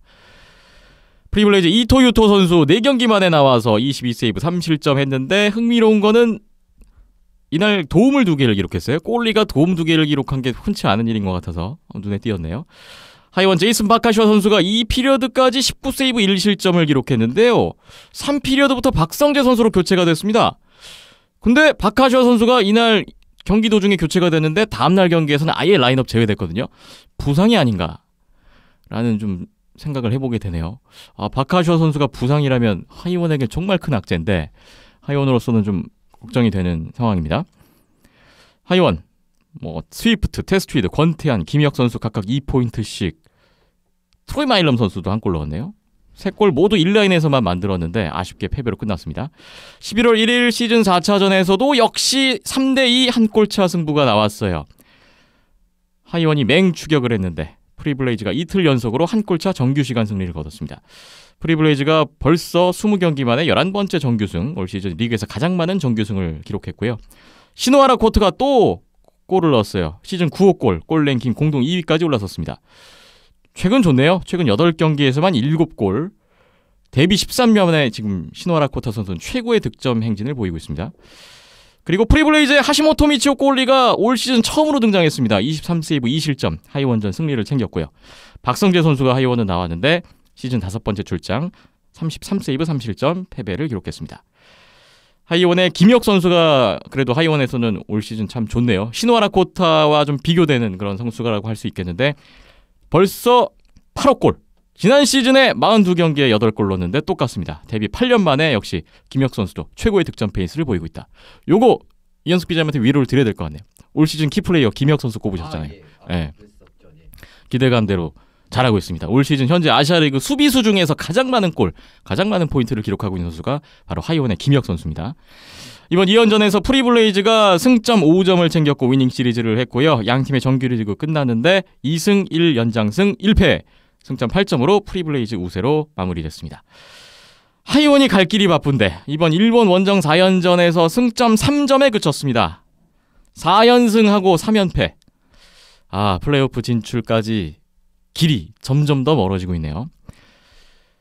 하이원의 아까 바카슈아 선수 부상자 명단에 들어가는 거 아니냐라는 좀 우려를 표했는데 지금 윤지만 선수도 못 나오고 있거든요. 이번 2연전 공수 3개 라인밖에 못 꾸리는 모습이었는데 점점 전방이 어두워지는 하이원의 상황입니다. 니코 아이스박스와 안양한라도 같은 날에 일본 니코에서 2연전을 펼쳤습니다. 시즌 3차전 31일 경기에서 한라가 2피리어드에서만 4골을 집중시켰고요. 4대3으로 역전승을 거뒀습니다. 브락 라던스키 선수가 동점골, 역전골, 중요한 골 2골, 멀티골 기록을 했고 지난 시즌에도 아이스박스전 멀티골이 있었는데 또 한 번 아이스박스전 좋은 인연을 이어갔습니다. 브락 라던스키 선수가 이제 7골, 11개의 도움만 올리면 200골, 300도움, 500포인트를 동시에 달성하게 되는 아주 또 역사적인 기록을 눈앞에 두고 있습니다. 같은 라인을 이뤘던 김기성 선수도 4골에 모두 기여를 하면서 4포인트. 네. 라던스키에 이어서 안양 한라 유니폼을 입고 300포인트를 기록한 두 번째 선수로 기록됐습니다. 11월 1일 양팀의 4차전 아이스벅스와 안양 한라. 이번엔 4대1로 아이스벅스가 승리를 거뒀습니다. MT넷 골까지 더했네요. 아이스벅스가 전날의 석패를 만회했네요. 사이토 타케시 선수가 2경기 연속골, 역시 시즌 9호 골, 골랭킹 공동 2위에 올라섰고요. 후쿠오지 유타카 선수 33세이브 1실점 승리했고, 한라는 황현호 선수가 선발 출장했어요. 시즌 첫 출장이었는데 아쉽게 패배로 끝났습니다. 지난 시즌에도 아이스벅스전 통해서 시즌 첫 출장을 경험했던 황현호 선수, 그때도 똑같이 3실점으로 패한 기억이 있는데 황현호 선수가 나왔습니다. 황현호 선수가 나온 이유, 나중에 들었지만 맷 달튼 선수가 지금 피로 누적으로 무릎 상태가 좋지 않다고 합니다. 휴식 차원에서 결장을 했다고 하고요. 17경기 전 경기 출장하던 맷 달튼 선수가 드디어 처음으로 올 시즌 휴식을 취했던 경기였습니다. 양팀의 정규리그 끝났는데 3승 1패 승점 9점 한라의 우세로 마무리가 됐네요. 일본 쿠시로에서 일본 제즈 크레인즈와 사할린의 2연전도 있었습니다. 11월 2일 양팀의 시즌 3차전. 골이 많이 났네요. 역전에 재역전 또 역전. 크레인즈가 3피리어드에서 3연속 골을 몰아치면서 최종 스코어 6대4로 사할린을 잡았습니다. 와, 크레인즈가 사할린전 절대 약세였잖아요. 근데 최근 5연패를 끊는 승리, 그것도 11월에 첫 경기 승리를 사할린 상대로 거뒀고요. 최하위까지 내려갔다가 6위까지 순위도 끌어올렸네요. 이노우에 미츠아키 선수가 승리를 거뒀고, 데이브 펑크가 역시 돌아오면서 바로 효과를 봤네요. 4경기 만에 돌아왔는데 팀 승리했습니다.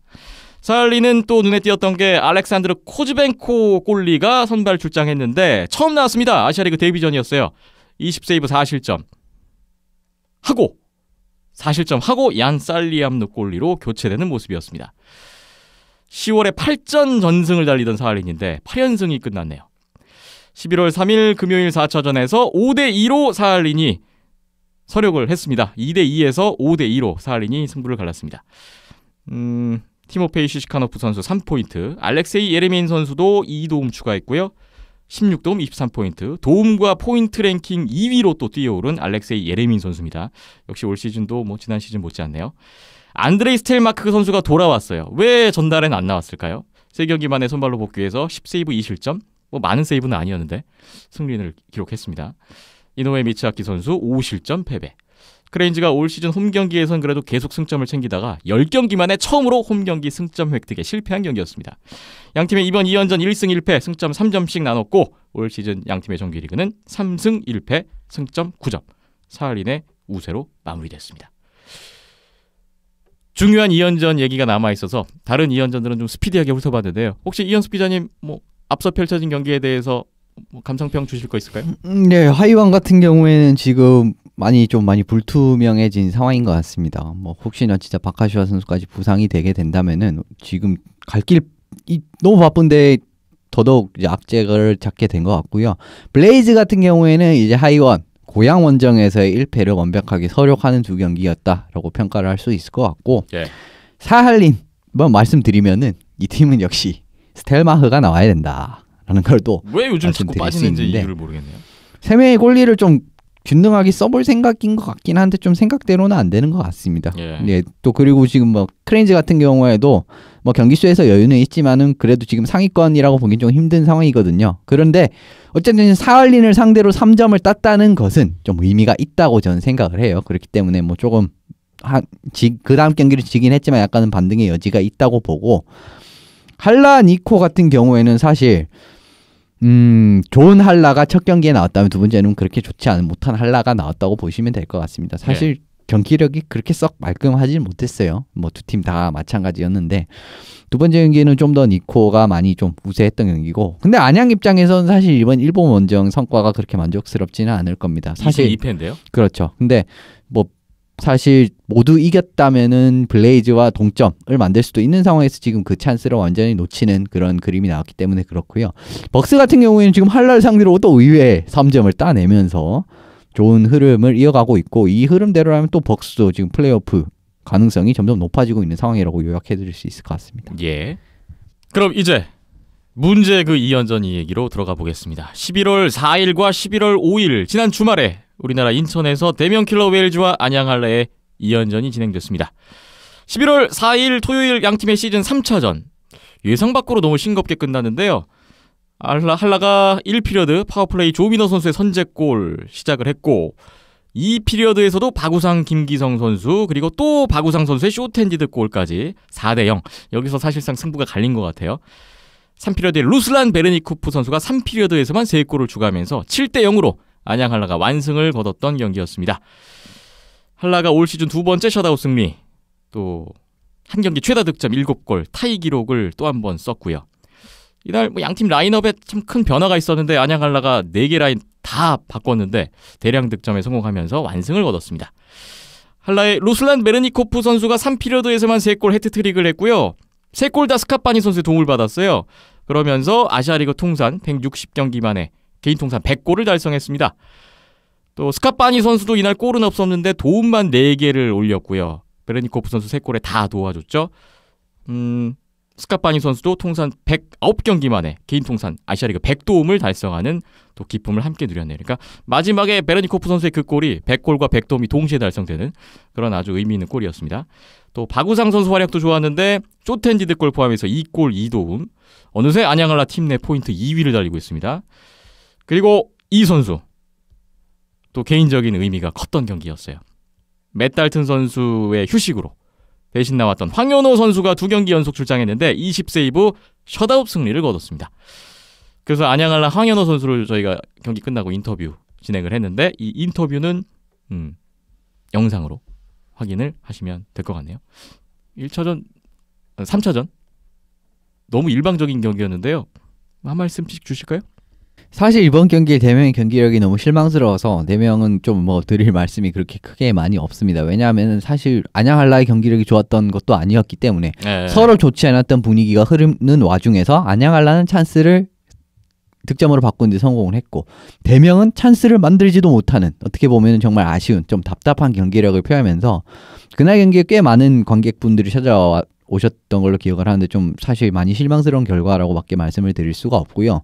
이 경기는 어떻게 보면 그냥 완패였어요. 그냥 모든 라인에서 그렇게 크게 우세를 하지도 못했고 그리고 제가 좀 느꼈을 때는 대명의 그런 공격 옵션이라든지 공격의 흐름 같은 거를 좀 한라 코치진이 확실히 많이 연구를 해오지 않았나라고 싶을 정도로 좀 평가가 됐습니다. 왜냐하면 일단 기본적으로 대명은 공격진이든 수비진이든 기본 틀은 비슷해요. 왜냐하면 기본 틀의 주축이 되는 선수는 바꾸지 않습니다. 1라인의 이영준 선수라든지 2라인의 스키, 멀리라든지 이렇게 진짜 주축이 되는 선수는 그렇게 크게 바꾸지 않는 흐름이 있기 때문에 이 두 라인에 대한 공격의 흐름 같은 거를 좀 잘 파악을 해왔다라고 평가를 할 수가 있고 또 한라 같은 입장에서는 좀 팀원들이 다 일치단결해가지고 오늘 황현호 골리가 나왔기 때문에 좀 전반적으로 어려운 슛을 주지 말자 이런 좀 뭐랄까 그런 의지가 좀 보였다고 해야 될까요? 그리고 실제로 어려운 슛을 많이 주지 않았고요. 그런 걸 생각을 해본다면은 팀 전체가 일관된 좀 전력 차도 느낄 수 있었고 팀 전체도 잘 맞물려서 돌아갔다. 그리고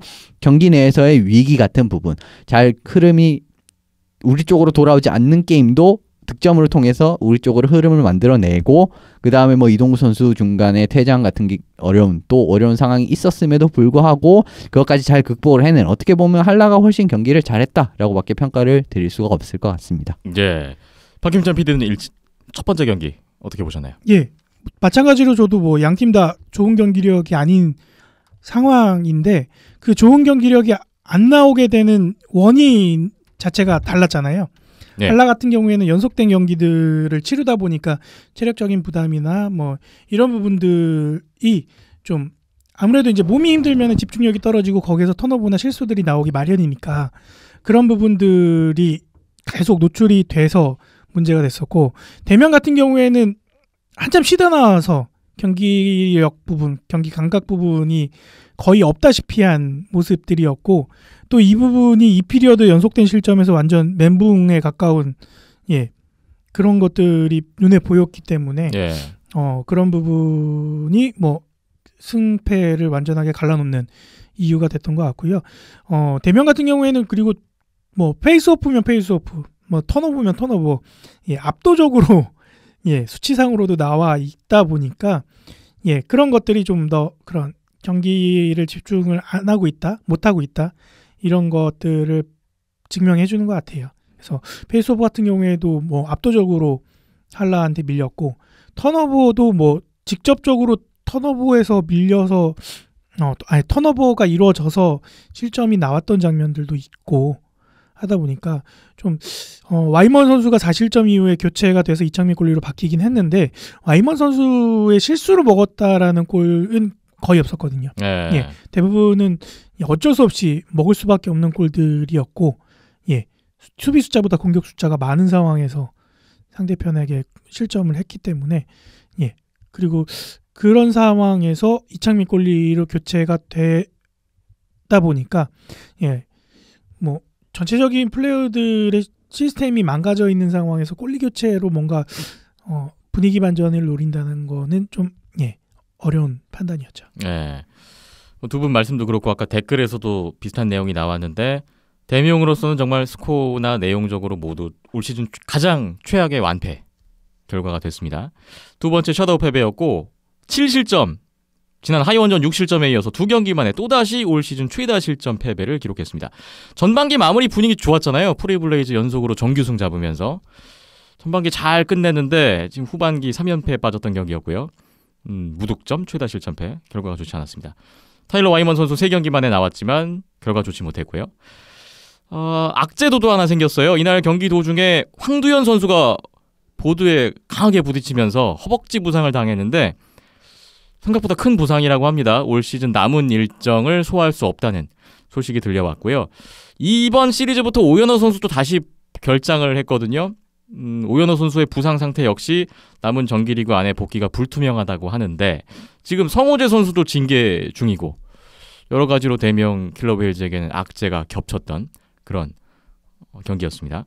성호재 선수 얘기 나왔는데 제소 후에 지난주에 그 징계 조정이 있었다고요? 예, 5경기로 줄였죠. 예, 예, 저희가 예상한 대로 11경기에서 5경기로. 네. 예. 그래서 11월 25일 크레인지전까지 일단 성호재 선수는 징계가 적용이 된다는 소식입니다. 11월 5일 이 경기가 할 말이 많을 것 같습니다. 빅경기였죠. 11월 5일 일요일 양팀의 정기리그 마지막 대결 시즌 4차전. 경기 흐름 먼저 말씀을 드리면 1피리어드의 대명 황리현 선수, 2피리어드의 한라 신상우 선수 한 골씩 1대1의 스코어 3피리어드에 들어갔고요. 3피리어드의 브레파넴 선수가 골을 넣으면서 다시 대명이 리드를 잡습니다. 한 골 차의 그 긴장된 시간이 이어가고 있었는데 한라가 작전타임 후에 엠티넷 플레이에 들어갔고요. 3피리어드 종료 5초를 남겨놓고 한라 김상욱 선수의 동점골이 터집니다. 스코어 2대2 연장에 갔는데 연장에서 결국 에릭 리건 선수가 골든골. 김상욱 선수의 골 위치랑 거의 비슷했어요. 한라의 막판 대역전승으로 끝난 최종 스코어 3대2 안양 한라가 승리를 가져갔던 경기였습니다. 전날 7대0으로 너무 일방적으로 끝난 것에 비하면 정말 명승부를 펼쳤던 양팀이었어요. 슈팅수도 한 개 차 31대 32 팽팽한 긴장감이 시종일관 흘렀던 경기였는데 막판에 큰 문제가 터졌습니다. 일단 이 경기에 대한 총평이라고 할까요? 한 말씀씩 먼저 들어볼게요.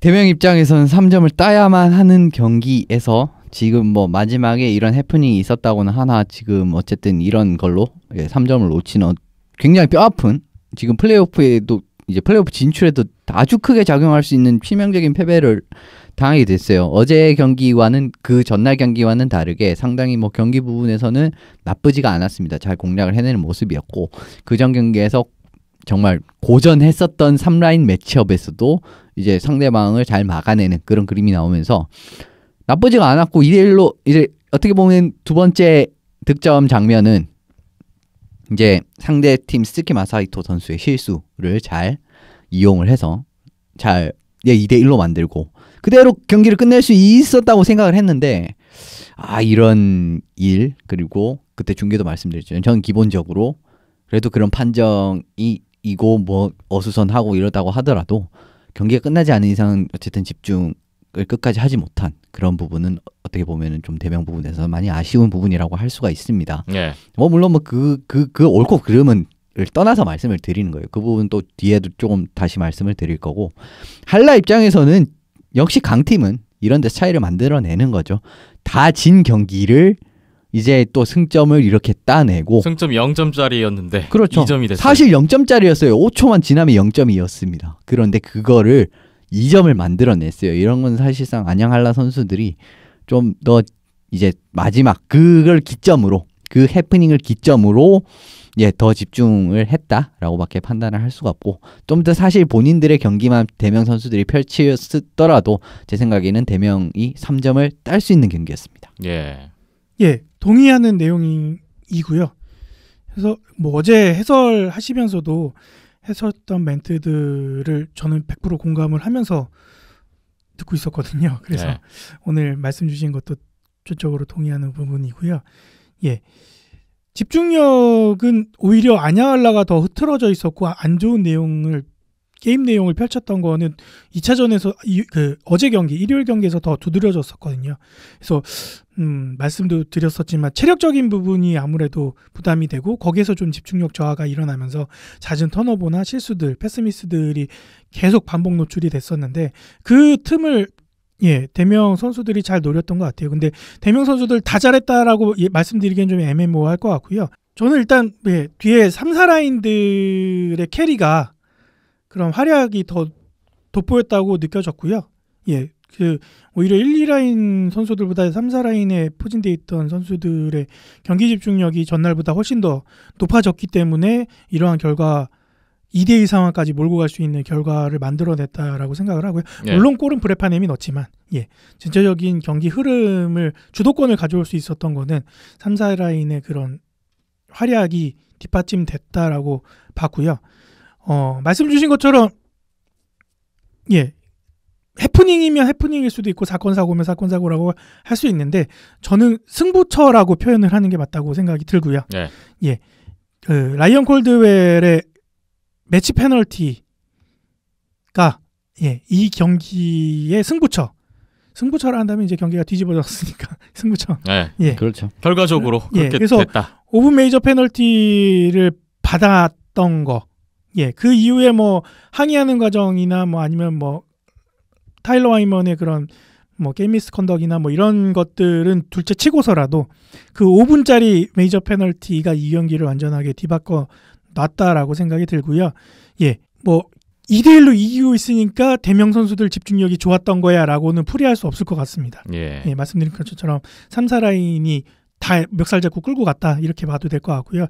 1, 2라인이 뭐 페널티 상황에서 PK하러 나와서 고군분투는 하긴 했지만 집중력은 뭐 3차전이나 4차전이나 별반 차이가 없었다고 보고요.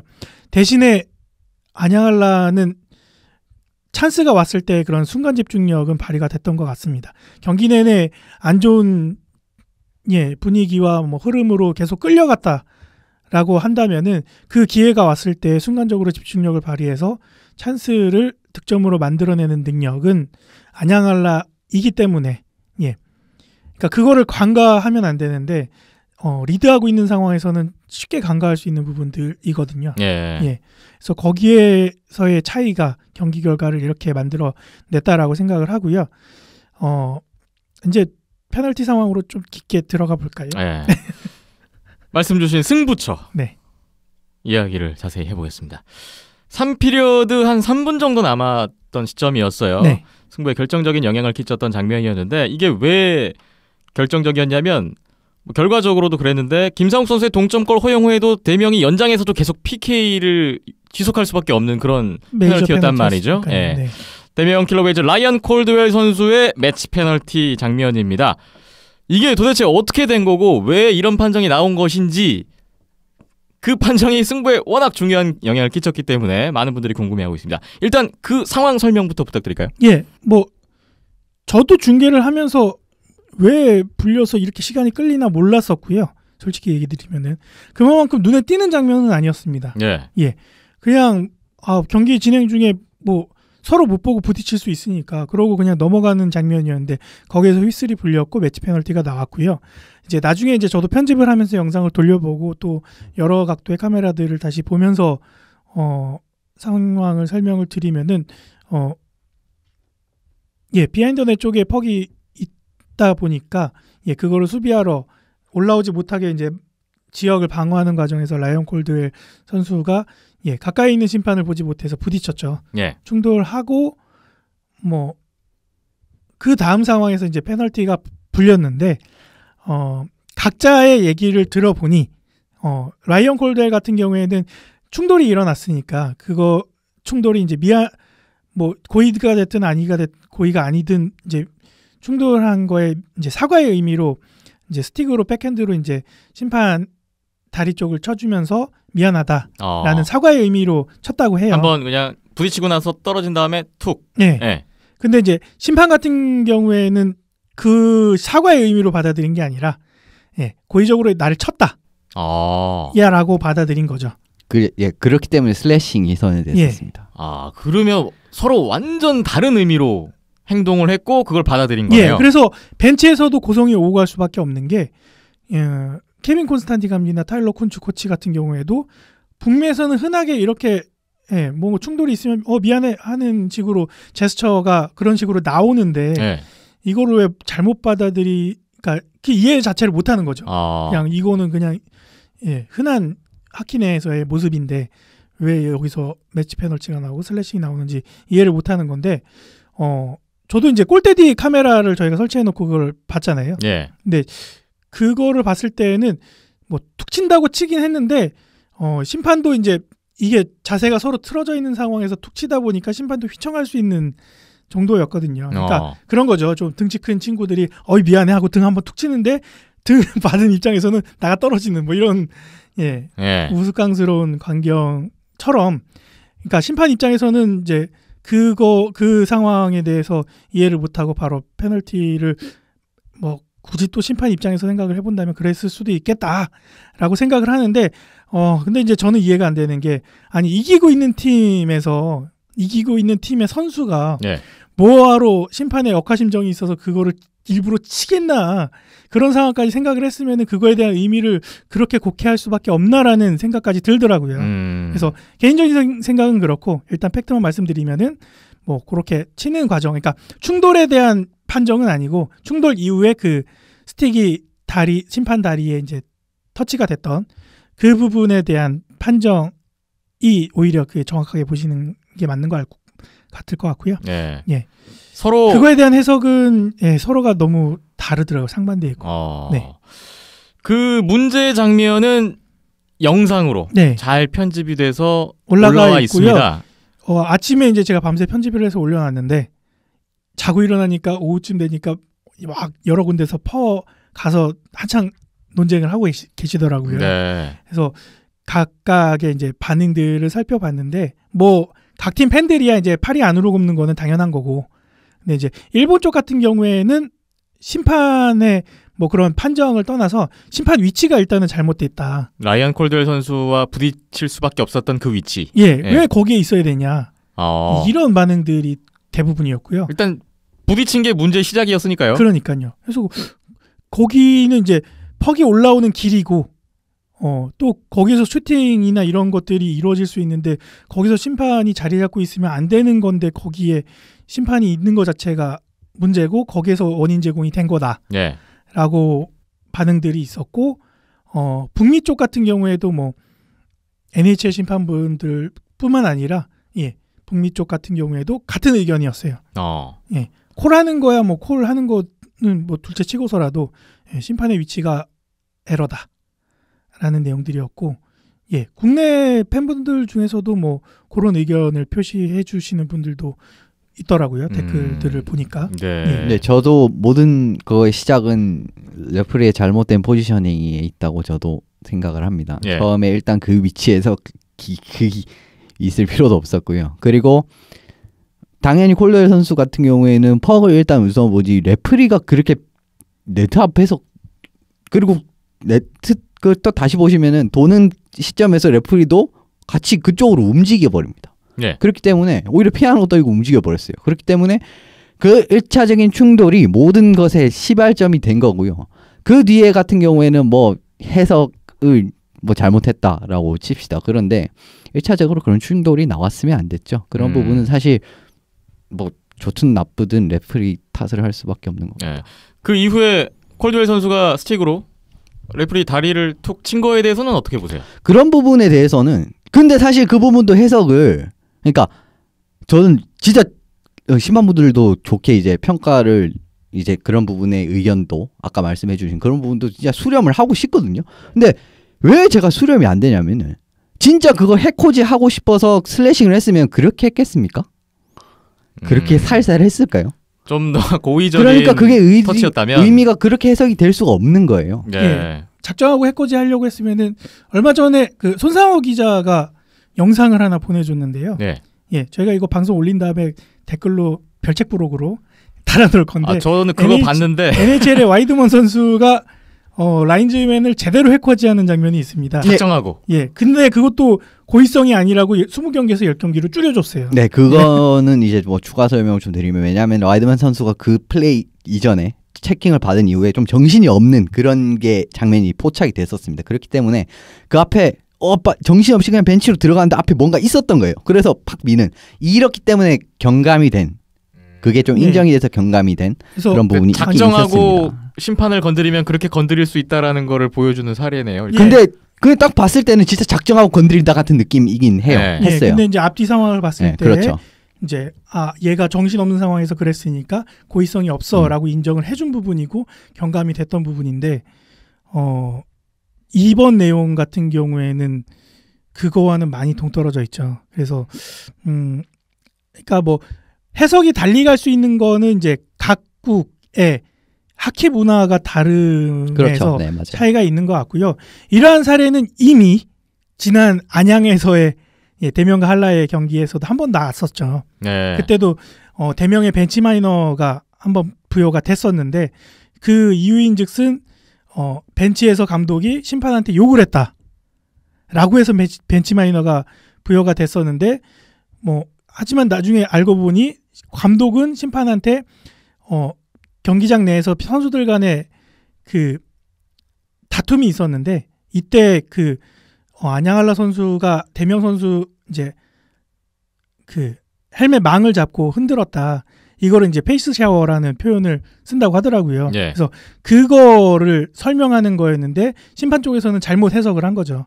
그래서 자신에 대한 욕인가 해서 바로 벤치 마이너를 부여를 했던 거였는데 네. 그러니까 그런 하키 내에서의 용어 쓰는 거나 문화나 이런 것들이 차이가 있을 수밖에 없는데 이게 국내 대회도 아니고 아시아리그잖아요. 국제대회 성격이잖아요. 예. 근데 각국의 문화가 이해되지 존중이 안 되고 이해가 안 되는 상황이라고 그냥 아시아리그 왔으면 아시아리그 법을 따라야지. 이건 아시아리그 법도 아니고요. 예. 그러니까 그게 좀 답답한 거죠. 네. 그러니까 좀 그런 문화의 다양성을 좀 이해하고 있고 이미 알고 있어야 되기도 하고요. 그리고 최소한 영어도 돼야죠. 의사소통은 돼야죠. 그러니까 나중에 또 그 타일러 하이먼이 이제 그것도 있었잖아요. 제가 그 얘기를 예. 잠시 후 할 건데. 예, 게임 미스컨덕이 나왔는데 이것도 이제 뭐 와이먼이 심판한테 뭐 어필을 하는 과정도 뭐 비디오상으로도 나왔었고, 예. 근데 거기서 이제 심판은 그거를 제지하라고 조용히 하라고 제지를 했는데 그게 안 받아들여지고 와이먼은 계속 얘기를 하니까 이제 거기서 바로 언스포츠맨라이크 컨덕트가 나온 건데 예. 글쎄요 말하다 보면은 시발시발 거릴 수도 있을 것 같은데 예 그거에 대한 내용 해석이 안 되고 그냥 못 알아들으니까 조용히 해 이랬을 수도 있다고 봐요. 예, 심판 입장에서는. 근데 얘가 조용히 안 하고 계속 떠드니까 바로 그냥 페널티를 줬다라고 생각이 들기도 하는데 이게 아시아리그에서 나올 거냐고요. 제가 말씀드리는 거는 이게 무슨 짓인지 저는 모르겠다고요. 그러니까 와이먼 선수가 분명 페널티 맞을 짓은 한 거는 맞는데 그 앞선 상황을 이해 못하는 것도 아니고 근데 어필을 하면은 글쎄요. 예. 지금 뭐 멤멀리가 주장을 했던 적도 있고 외국인 선수들이 지금 한두 명도 아니고 한데 의사소통이 원활치 않다. 심판과 선수 간의 벤치와의. 예, 의사소통 내지는 최소한 각국 지금 아시아리그가 한국, 일본, 러시아만 있는 게 아니라 뭐 북미 선수들까지 해가지고 유럽 선수들까지 해서 굉장히 많은 선수들, 굉장히 많은 언어 그리고 굉장히 많은 문화들이 혼재해서 아시아리그가 치러지고 있는데 여기서 한 가지 잣대 기준만 적용이 된다라는 게 저는 좀 어이가 없는 거죠. 열을 올렸네요. 간만에 오랜만에. 라이언 콜드웰 선수의 매치 페널티 장면 많은 또 의견들이 나오고 있습니다. 일단 처음에 그 영상 딱 확인했을 때는 또 이런 분들도 있었을 것 같아요. 스틱으로 쳤네. 심판 건드렸네. 그러니까 페널티지. 그러니까 라고 받아들일 수도 있었는데 일단 속사정은 또 그런 내용이 있었다는 거죠. 속사정을 모르시는 분들이 더 맞다고 봐요. 저는 또. 그러니까 겉으로만 보여지는 것만 보고 내려지는 판정, 그리고 영상으로 보여지는 거 그게 전부이니까요. 일일이 속속들이 선수들이 그걸 하소연하고 다닐 수도 없는 거고 그렇게 할 필요도 없거니 막 그럼 표면적으로 노출되는 거에서 판정이 이루어지는 거는 맞는 건데, 그러니까 고의성이 있든 없든 그러한 판정이 있는 건 당연한 거고, 또 이번에 이제 아시아리그 시즌 시작되기 전에 아시아리그 심판회의에서 심판에 대한 뭐 그런 행위나 폭력 행위나 아니면 터치나 아니면 그러한 것들이 있을 때 징계가 내려진다라는 게 각 팀들한테 또 공유가 됐을 거고요. 또 심판은 그걸 인지하고 있는 상황에서 때마침 그런 상황이 벌어졌으니까 당연히 자연스럽게 곧바로 그렇게 매치 페널티가 불려지는 것도 앞선 그런 회의 과정이나 그런 공유 과정이 있었으니까 나왔을 거고요. 근데 이제 아쉬운 건 앞서 말씀드렸으니까 재차 반복하지는 않겠습니다만 그런 부분들이 아쉬웠던 거고요. 그게 일단은 가장 큰 승부처였고요. 그 뒤에 이제 뭐 안양알라 라인 체인지가 2번 이루어져서 그거에 대한 또 대명 벤치에서의 항의 어필이라던가 이런 부분들, 그다음에 타일러 와이먼의 그런 언스포츠맨라이크 컨덕트, 게임 미스 컨덕트, 페널티, 그다음에 경기 종료 이후에 각 팀 선수들 벤치에서 고성이 오가고 관중들한테 욕을 날리고 뭐 막 제스처 해서는 안 되는 제스처들을 하고 이런 것들이 전체적인 아시아리그 수준이나 국내 아이스하키 수준을 떨어뜨리는 결과를 정말 가지가지 했죠. 선수나 벤치나 심판들이나 가지가지 했다고 보고요. 아마 각자 사연들이 있고 각자 피해자다라고 생각을 하고 있을 거예요. 할라는 뭐 자기네들 뭐 한 것도 없는데 괜히 이런 상황에 휘말려서 또 피해를 봤다라고 생각할 수도 있는 거고, 대명 선수들은 뭐 두말할 것도 없고요. 심판들도 우리는 제대로 판정을 한 건데 왜 이렇게 이게 문제가 되느냐 하면서 또 피해자다라고 생각을 할 수 있을 것 같은데 다 쓸데없는 개소리라고 생각이 들고요. 가장 막 표현도 거칠어지고 가장 큰 피해를 본 거는 이날 경기장 오신 팬분들이 가장 큰 관중 여러분, 시청자 돈 내고 보러 왔는데 시청하신 분들도 그렇고 시간 내서 봤는데 그 낭비된 시간 어떻게 할 것이며 지연된 경기 시간 동안 가장 큰 피해는 팬분들이고, 그 팬분들을 떠나가게 만든 사람들은 그 경기장 안에 있던 사람들이니까 더 이상 싸우지 말고 좀 이해 좀 하고 이게 뭐 국내 대회 애들 초등학교 대회에서도 이런 장면 안 나올 거예요. 그러니까 좀 서로들 좀 반성들을 했으면 좋겠다라는 생각을 하게 됐고요. 팬분들을 위해서라도 그러니까 아까 비틀즈 분 팬분께서도 댓글을 남겨주심에 있어서도 그런 실망감이 나왔듯이 그분뿐만 아니라 그날 거기에 계셨던 분들은 많은 실망감을 안고 돌아가셨을 것 같으니까 그분들의 발길을 되돌리기 위해서는 결국에는 선수들, 프런트들, 코칭 스텝, 심판들까지 모든 선수들이 좀 반성하는 모습을 보여주고 다시 좀 수준 높은 경기력으로 경기를 펼쳐내고 진행을 하는 게 올바른 대답일 것 같습니다. 박희찬 PD의 그 약간의 신경이 또 느껴지네요. 한 가지만 더 얘기를 해볼까요? 연장에서 타일러 와이먼 선수 아까 말씀 주시네요. 심판의 제재도 불구하고 뭐라는 언행을 계속했고 결국은 그러니까 타일러 와이먼도 페널티를 받았어요. 근데 어필을 할 거면은 고운 말 써서 어필해야죠. 그러니까 우리나라로 치면 아씨발 아씨 이랬을 거예요. 근데 퍽퍽 소리 들어가면은 그거 누가 좋아하겠어요. 그러니까 저는 근데 거기서 궁금한 게 그 이후에 케빈 콘스탄틴 감독이 항의했던 거는 안양알라가 선수를 교체했거든요. 중단돼 있고 다시 재개되는 상황에서 원래는 스카파니, 바구상, 루슬란, 베르니코포스, 김원준 선수까지 4명이 나와 있다가 이제 앞서 뛰었던 김기성, 김상욱, 조민호, 에릭 리건 선수가 한참 쉬니까 다시 나왔어요. 잘 쉬고 나왔어요. 그런데 그거는 안 되는 거죠. 근데 이 선수 교체가 가능한 거냐 아니면 콘스탄틴 감독의 항의는 정당한 거냐라는 게 저는 궁금해졌는데 이게 결과적으로 그 안양알라 다시 결승골 올라온 연결했죠. 선수들이 골 넣고 이겼단 말이죠. 네. 이현수 기자님 요거는 또 어떻게 봐야 될까요? 제가 알기로는 그렇게 일단 한 차례 선수 교체가 이루어지고 그 다음 플레이가 이루어지기 전까지는 교체를 하면 안 되는 걸로 알고 있거든요. 그런데 어떻게 보면 뭐 불법적인 라인 변경을 하긴 한 거죠. 근데 이거를 지적하는 거는 우리가 지적해야 되는 예, 게 저희가 아니라 지적할 게 아니고 이건 심판 심판들이 운영에 문제가 있는 거죠. 심판 쪽에서 확인을 하고 제지를 했어야 되는 문제다. 상황 발생이 됐고 네. 주심들끼리 뭐 바꿨어야 되는 주장 상황이었습니다. 주심들하고 뭐 어필하는 과정에서 이야기가 오고 가고 있으면은 그거 라인 체인지에 대한 제지는 라인즈 벤지를 해주든가. 예.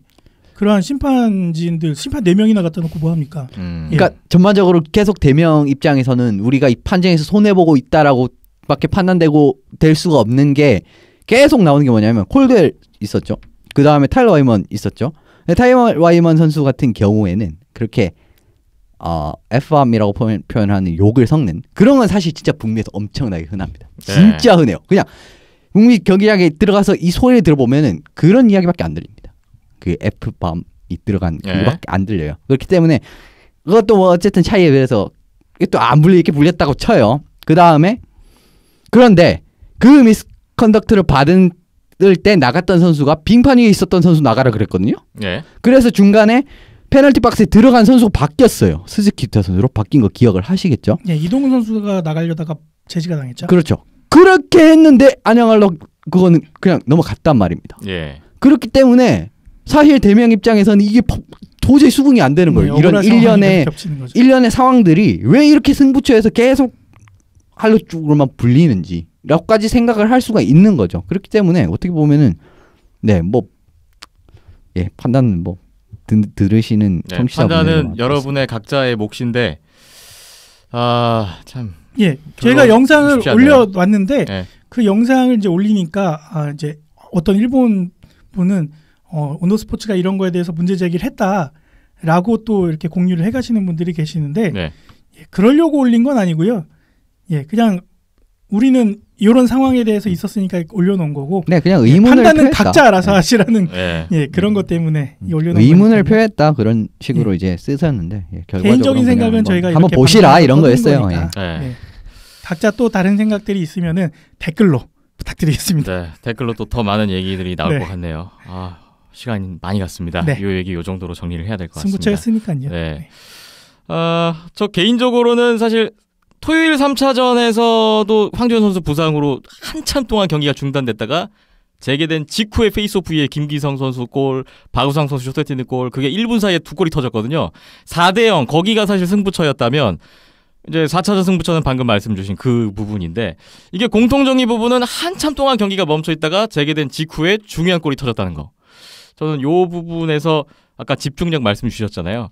사실 안양알라가 체력적으로 불리할 수도 있는 상황인데 어쨌든 정말 그 중요한 승부처에서 승부를 결정지는 그런 중요한 순간에서는 오히려 한라 선수들이 더 집중력이 빛났던 게 아닌가.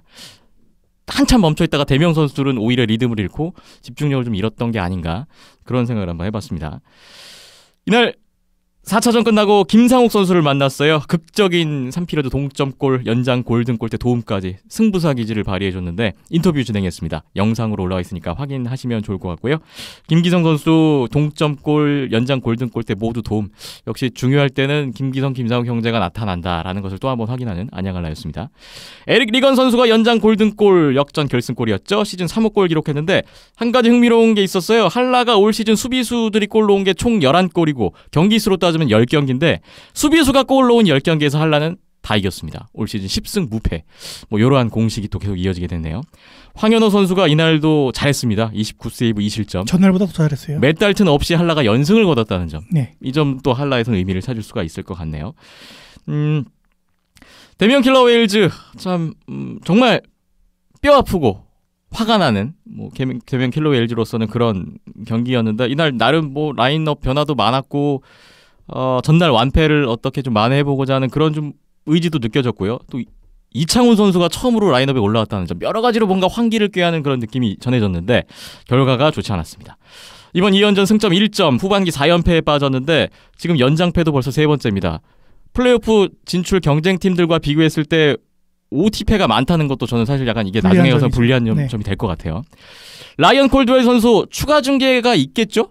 예, 뭐 매치 페널티가 나왔으니까 뭐 매치 페널티가 나오면 기본 2경기부터 시작한다고 하더라고요. 네. 그래서 일단은 공지사항을 확인해야 될 것 같습니다. 네. 이게 콜드웰 선수까지 이탈하면서 그동안 지금 부상자들도 있는데 점점 어두운 그림자가 그리워지는 대명 킬러 웨일즈가 아닌가 근데 뭐 싶네요. 대면 킬러와이즈 같은 경우에는 지금 대기하고 있는 선수들 중에 그 공백을 메꿔줄 수 있는 선수들이 충분히 있다 보니까 네. 예. 뭐 개개인의 능력치보다는 좀 시스템의 그런 밸런스를 좀 더 중점하고 있는 능력들을 갖고 있어서 큰 공백까지는 아니더라도 어느 정도 대기하고 있는 선수들이 메꿔주리라고는 생각이 됩니다. 예. 대명 킬러 웨일즈와 안양 한라의 올 시즌 정규리그가 끝났습니다. 양 팀의 시즌 전적은 1승 1, 2 연장승 1 슈타웃패 승점 8점 한라의 우세로 마무리됐습니다. 지난 시즌에 6번 일방적인 승부였다면 올 시즌 4경기에서 3번의 연장 확연히 달라진 양 팀의 대결이고요. 저희 온더스포츠 이번 중계를 마쳤고 이제 다음 중계는 11월 18일, 11월 19일 대명 킬러 웨일즈와 오지글스의 2연전 준비하고 있습니다. 이때도 여러분의 많은 관심과 시청을 부탁드리겠습니다. 아시아리그 현재 순위 한번 보고 갈까요? 사할린이 여전히 40점 선두고요. 도크 프리블레이즈와 안양 한라가 2위, 3위인데 경기수 똑같고 승점이 3점 차입니다. 많이 줄였네요. 네. 그리고 니코 아이스벅스가 27점으로 4위. 5위, 6위, 7위 오지글스, 일본 재즈 크레인즈, 대명 킬러 웨일즈가 똑같이 승점 22점을 기록한 가운데 5, 6, 7위에 있습니다. 다다음 주 박 터지겠네요. 이 세 팀. 4위, 5위까지 플레이오프 갈 수 있습니다. 하이원이 8위, 승점 20점. 이렇게 돼 있고요. 아시아리그는 11월 6일 월요일부터 11월 17일 금요일까지 휴식기에 들어갑니다. 네. 그 이유는 국제전 기간이죠. 네, 인터내셔널 브레이크. 이렇게 해서 뭐 대표팀 소집도 있고요. 국내에선 또 종합선수권 대회도 있고요. 네, 그런 일정이 잡혀 있네요.